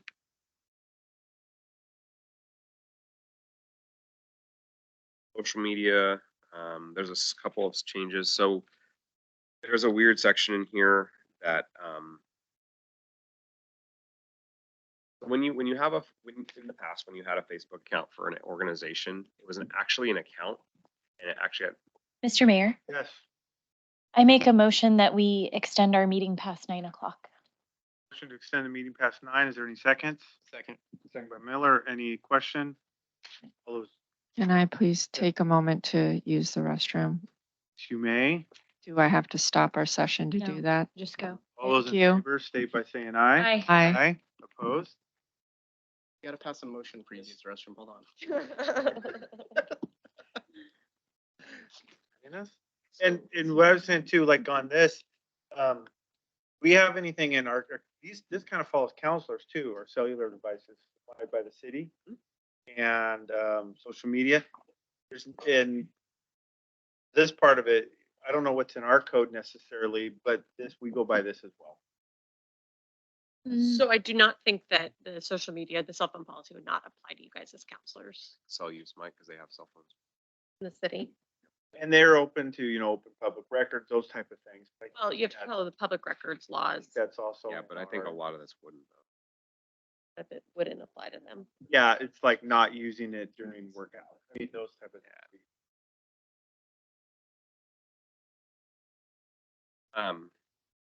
So 181, there's a little piece of red language. The reason I draw your attention to this is because the way we access Facebook, a Facebook page is a shared resource among accounts. When I access the Scappoose Facebook page, I actually log into my personal account Yeah. on a city computer. I click a button and I navigate to the page. The problem that brings up is that if I'm the only one with access, something happens with me, or I take the password with me, I'm the only one that can access that account. That's a big problem for the city. So there has to be some way to compensate for a special circumstance. And so that's kind of our attempt to do that. Because there are certain accounts that aren't shared the way that it's set up right now. We don't want to compel people to give passwords. We don't want them. But in that one situation, it might be important.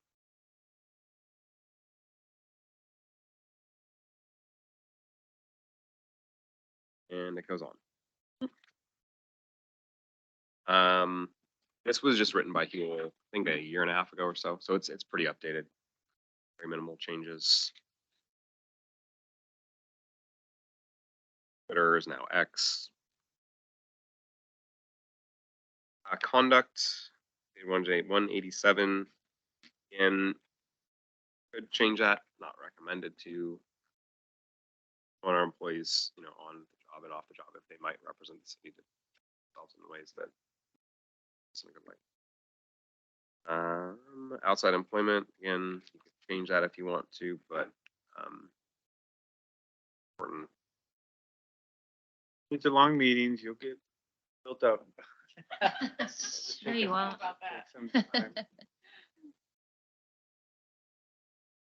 So bad weather emergency clothing. We need a little more flexibility. Some of our workers are essential. And there's always a struggle between essentials workers saying, hey, I need to take care of my family and not come in. And we hire on knowing we're essential. Meaning that there's some folks that have to work. Police, utility, Dave. Some situations, maybe even the city manager or who knows, right? There's functions that have to be done. These little teeny language changes kind of address that a little. Is there one of these or the first one about remote work is that if it is really bad and you cannot get into work, we require, well, you need to then stay home and work remotely and don't just get the day off. For some positions we can. We don't currently have VPN for everybody. It is pretty cost prohibitive. We don't currently have our drives that we use to do our work on a cloud service. That's something we've been looking at for a while, is to use some of the resources we have like SharePoint to host our drives instead of using a traditional drive system. Our IT has been pushing for that for a while. I think that a lot of folks would have that ability to do that. There is limited ability for some employees to do that. Again, utility and police can't really do that. Sue our police records, and she would have a hard time doing that. She just rules about how you access the systems, use control systems. But yeah, we could write in there that, you know, if it is inclement weather and could otherwise be working, ability to work from home and have a laptop, not everybody does. Expect you to work. So Can I make a suggestion that you change it from bad weather to inclement weather? yeah, there's a lot. There's a lot of stuff in here that will change in between this draft and the other one. I'll make sure all of the material changes are in there, but there's gonna be a lot of those kind of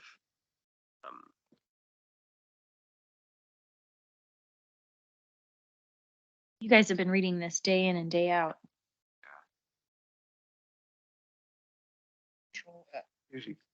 full F he, full F she, yes. All that has been out. Oh my. Somebody had mentioned driving while on work. I wanted to touch on that really quickly. Yeah, driving while what? Driving while using a cell phone for work purposes while driving. So hands-free is a very thing now. So the policy does describe and approach that, where if you're driving and you have a true hands-free capability and you're working, that again is a choice you could make. That is, you know, you could. I don't know what the numbers are. It is legal under Oregon law. I do a lot of work. I have a lot of phone calls while I'm driving. Calls. We described that. Prior to it said no use at all. Which,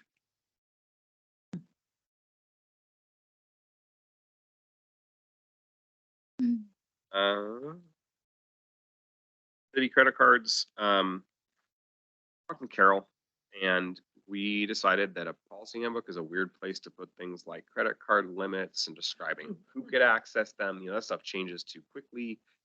So we changed it to be a more general policy, saying essentially, you know, if you are authorized, you need to put a charge slip in. You cannot use credit cards to bill your own personal items, and we will probably develop was in here into our financial policy. So there's a really robust, you know, here's your rule. But this isn't really the place for a full financial policy. For example, this still said that the credit limit was $2,000 on a credit card. It hasn't been $2,000 for a very long time. I have a quick one. Back on the driving, if they're driving a city truck, they have their own insurance on it, covered. Must carry auto liability insurance. So if they're driving a city vehicle, the city has insurance and therefore not work. I'm driving my personal vehicle for work because I carry my own insurance. So, you know, we don't really have a city hall car. We do, but it's the unmarked police car. And if you accidentally hit that button or that button, it does things that I shouldn't be doing.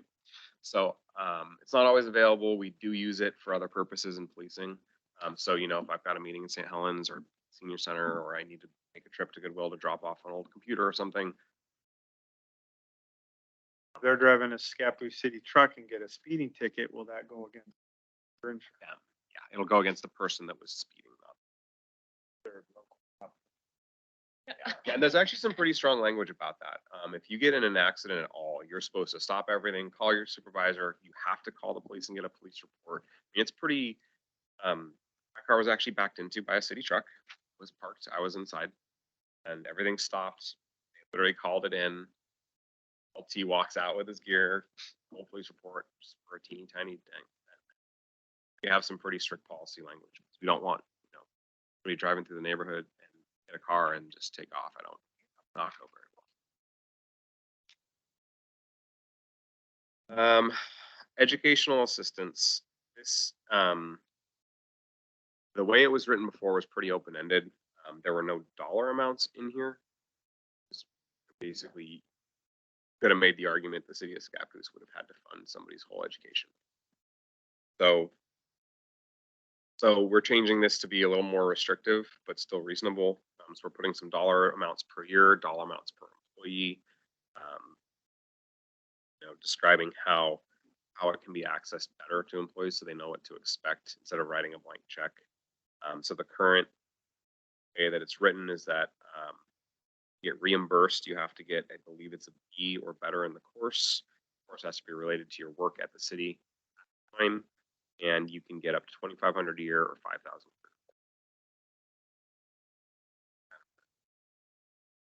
Standard.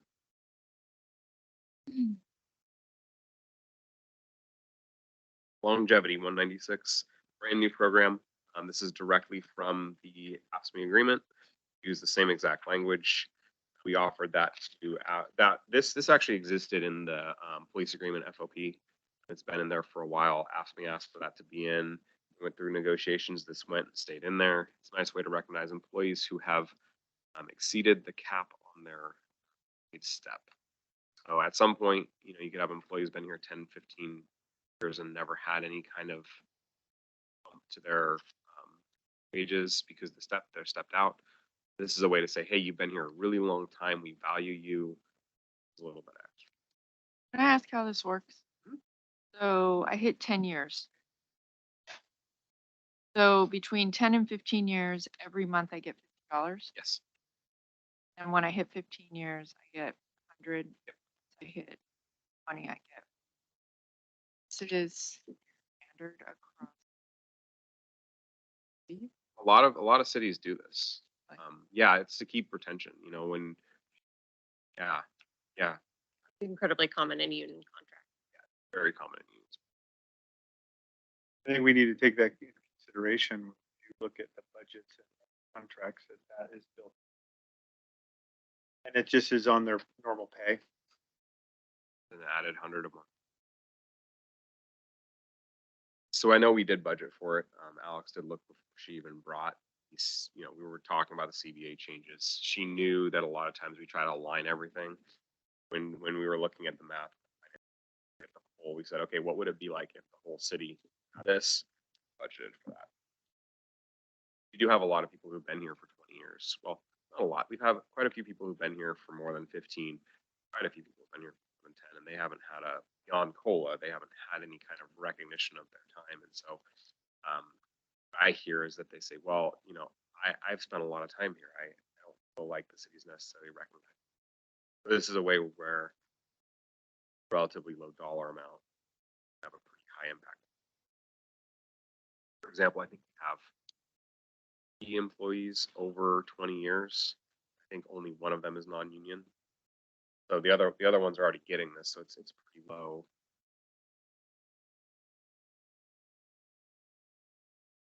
Termination, disciplinary, retirement, resignation, normal change. References. So we used to not actually have a section that allowed us to give employment references. Makes it really hard for employees. I think it was kind of like an employment trap where somebody sometime in the future didn't want to give employees a reference. Obviously, that was kind of ignored. It was happening anyways. I mean, that's what was a good employer, right? Good people. It's hard to lose them, but so don't damage the relationship, especially in the profession. So we just rewrote that. A little more clear about what we do, what we don't, who does it. And Like on that reference, I mean, you're specifically just answering those questions. so Someone calls and asks, hey, can you tell me what you think about the person? Their feedback? yeah, so we would have a supervisor that as their supervisor, not necessarily like endorsing it by the city. So the request would come in, if somebody came, left employment and said, hey, I'd really like a letter of recommendation. They would send them to HR. Okay, let's do that. Supervisor would also be warned. They cannot provide the recommendation on behalf of the city, though. They can't say the city of Scappoose, I'm writing this on behalf of the city. They're saying, as this person's supervisor. Someone gives it says on the very last line, if someone left and they weren't happy with them and they left on bad terms, you could They could give any kind of reference they want. But then they are, yes, the information is given in good faith, but if that wasn't correct, then the person could their own ability to dispute that. I mean, I can. Is I it- do think we are careful with employee references and not divulging confidential information regarding somebody's employment with the city. So if you want more information than that, particularly if it's the manager is reticent to provide any additional information, we would typically require a release. It routinely happens with police. We have to do extensive. They do extensive backgrounds. They provide us with a release. Part of that reason to kind of make sure HR knows.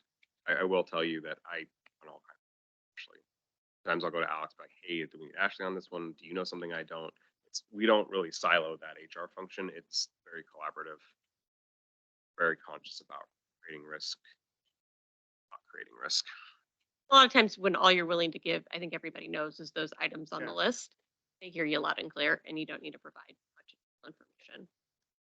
I didn't even really allow for that. Sure. yes, Isaac, does this apply to volunteers also? This handbook, some of it does and some of it doesn't. We actually found a volunteer handbook that we have on our drive. Probably needs to be reviewed. That to make sure it's. Why do you ask? If I missed it, sorry, but I didn't notice a definition section in here, and I keep seeing the word employee, so I was just wondering if you intend for the volunteers to be captured by the term employee also. So typically, no. So typically you would have a volunteer only handbook because they're differently situated. They don't get benefits. You may have a standard of conduct, but you're not supervising them in the same way. So that brings up point though, is there a need for a definition section? Do you often see definition sections in policy? So typically you would have a definition section about employee status. So you would define part-time employee, full-time employee, probationary employee, temporary employee, so forth. But typically as an employee is, somebody who is on payroll, but there is different benefits that accrue to part-time employees versus full-time. We do have that defined in the handbook. I don't know if it's in the sections that are here. There is a section defining who's an employee, part-time employee, temporary. Probation looks like. So Yeah, I just, because there's so many terms in here that could be open for interpretation, I would just, as you're going through and doing your revisions or whatever, maybe just keep in mind like things that might need definitions. Because as I was looking at this, as popped in my head for some reason.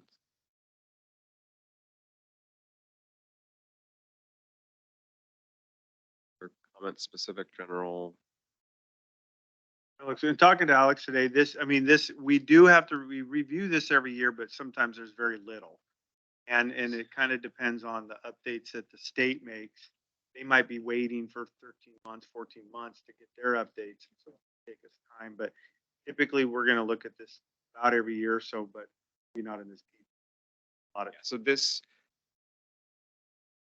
obviously is a very, very, very extreme level of detail. We've kind of come through it. It's been a while. That was done. The way it was being updated before was that various policies were just kind of being written or pulled from CIS. Maybe they came in an email from our benefits rep, or they came in pre-loss or something, and we were just like, oh, that's a policy now. I don't really know how this wasn't described to me, but that's kind of what it feels like and looks like. This is our attempt to really just kind of get it clean so that in the future it can be more like, hey, this is all red, these are green, run through it. And if there is a change by the state in the middle of the cycle, they're updated right away. It may not come to us for vote, but you play by the new rule as soon as the rule changes. There's something made by the state. So yeah, we would do it. Honestly, it happens like 3 or 4 times a year. It seems like that the new law will be suddenly applicable, usually June, July, and then whenever the legislative session closes. So we always abide by them, and then we'll bring a policy to you, as soon as we can get it done. Anything else? All right. Great, thank you. Calendar, October 12th, Planning Commission, 7 PM. October 16th, Council Work Session, 6 PM, followed by council meeting at 7 PM. October 19th, EDC meeting at noon, Parks and Rec meeting at 6 PM. There's a household hazardous waste collection event, transfer station on October 21st, 8 AM to 2 PM. And on October 31st, Scappoose Police Halloween trick or treat drive-through, 4 PM to 6 PM. Okay, that's for the calendar. Any updates? I did want to apologize. I forgot to mention earlier, Alex, we've been in contact a lot this weekend and today, and she's in Texas doing some classes and training, and she's a couple hours ahead. And so we really felt it was great that she did not have to attend tonight. But we've been in contact a lot today and this weekend going over everything. So I think I was well informed. Wanted to tell you why she's not here at this time. Any updates from Isaac there? Why don't we start with the newest counselor, Jacobs? Thank you for the vote of confidence. I will do my best to represent and be a team player here. So thank you. I appreciate it. Sir LaFrance, Just welcome to our new counselor. That's it. Sir Holmes. Yeah, I had a chance to attend Coffee with a Cop on Friday, and so it was great to talk with all of our officers and meet our chaplains who are also entirely volunteer and are such a wonderful resource, not just to the police department, but the community and the fire department. So I want to give a shout out to them. I think it's this Wednesday. Representative Bonamici is going to have. Got rescheduled. Oh, it did. Okay, so that won't be on my agenda. for Just got Thursday. scheduled today. But Friday is National Manufacturing Day, and I do believe OMIC is having an event, so I will also spend there. It's always a fun time. That's In the afternoon, like 2 o'clock, I think OMIC. it. Mhm. Sir Miller. Marissa, welcome aboard. I attended the September 20th County Commissioner meeting, just a couple of notes and updates from that. John Driesen, who's the Transportation Director for the county, gave an update. They had, I believe it was either 3 or 4 16-passenger buses on order, and there's a price increase, and those are used for the dial ride fleet. But more importantly, I talked to John afterwards, and he said that he'd be willing to come in and give council just like a short overview of what the transportation department does at Columbia County and answer any questions that we have. So this doesn't affect any bridges in the Scappoose area, but I thought this was kind of interesting. So in Columbia County, there's 98 total bridges, and recently 4 of them were inspected, again, not around here. And the inspectors found issues with them, and they have been reduced to 10 tons. So what that means, the significance of it, at least my takeaway was, is that garbage trucks and school buses can't go over them.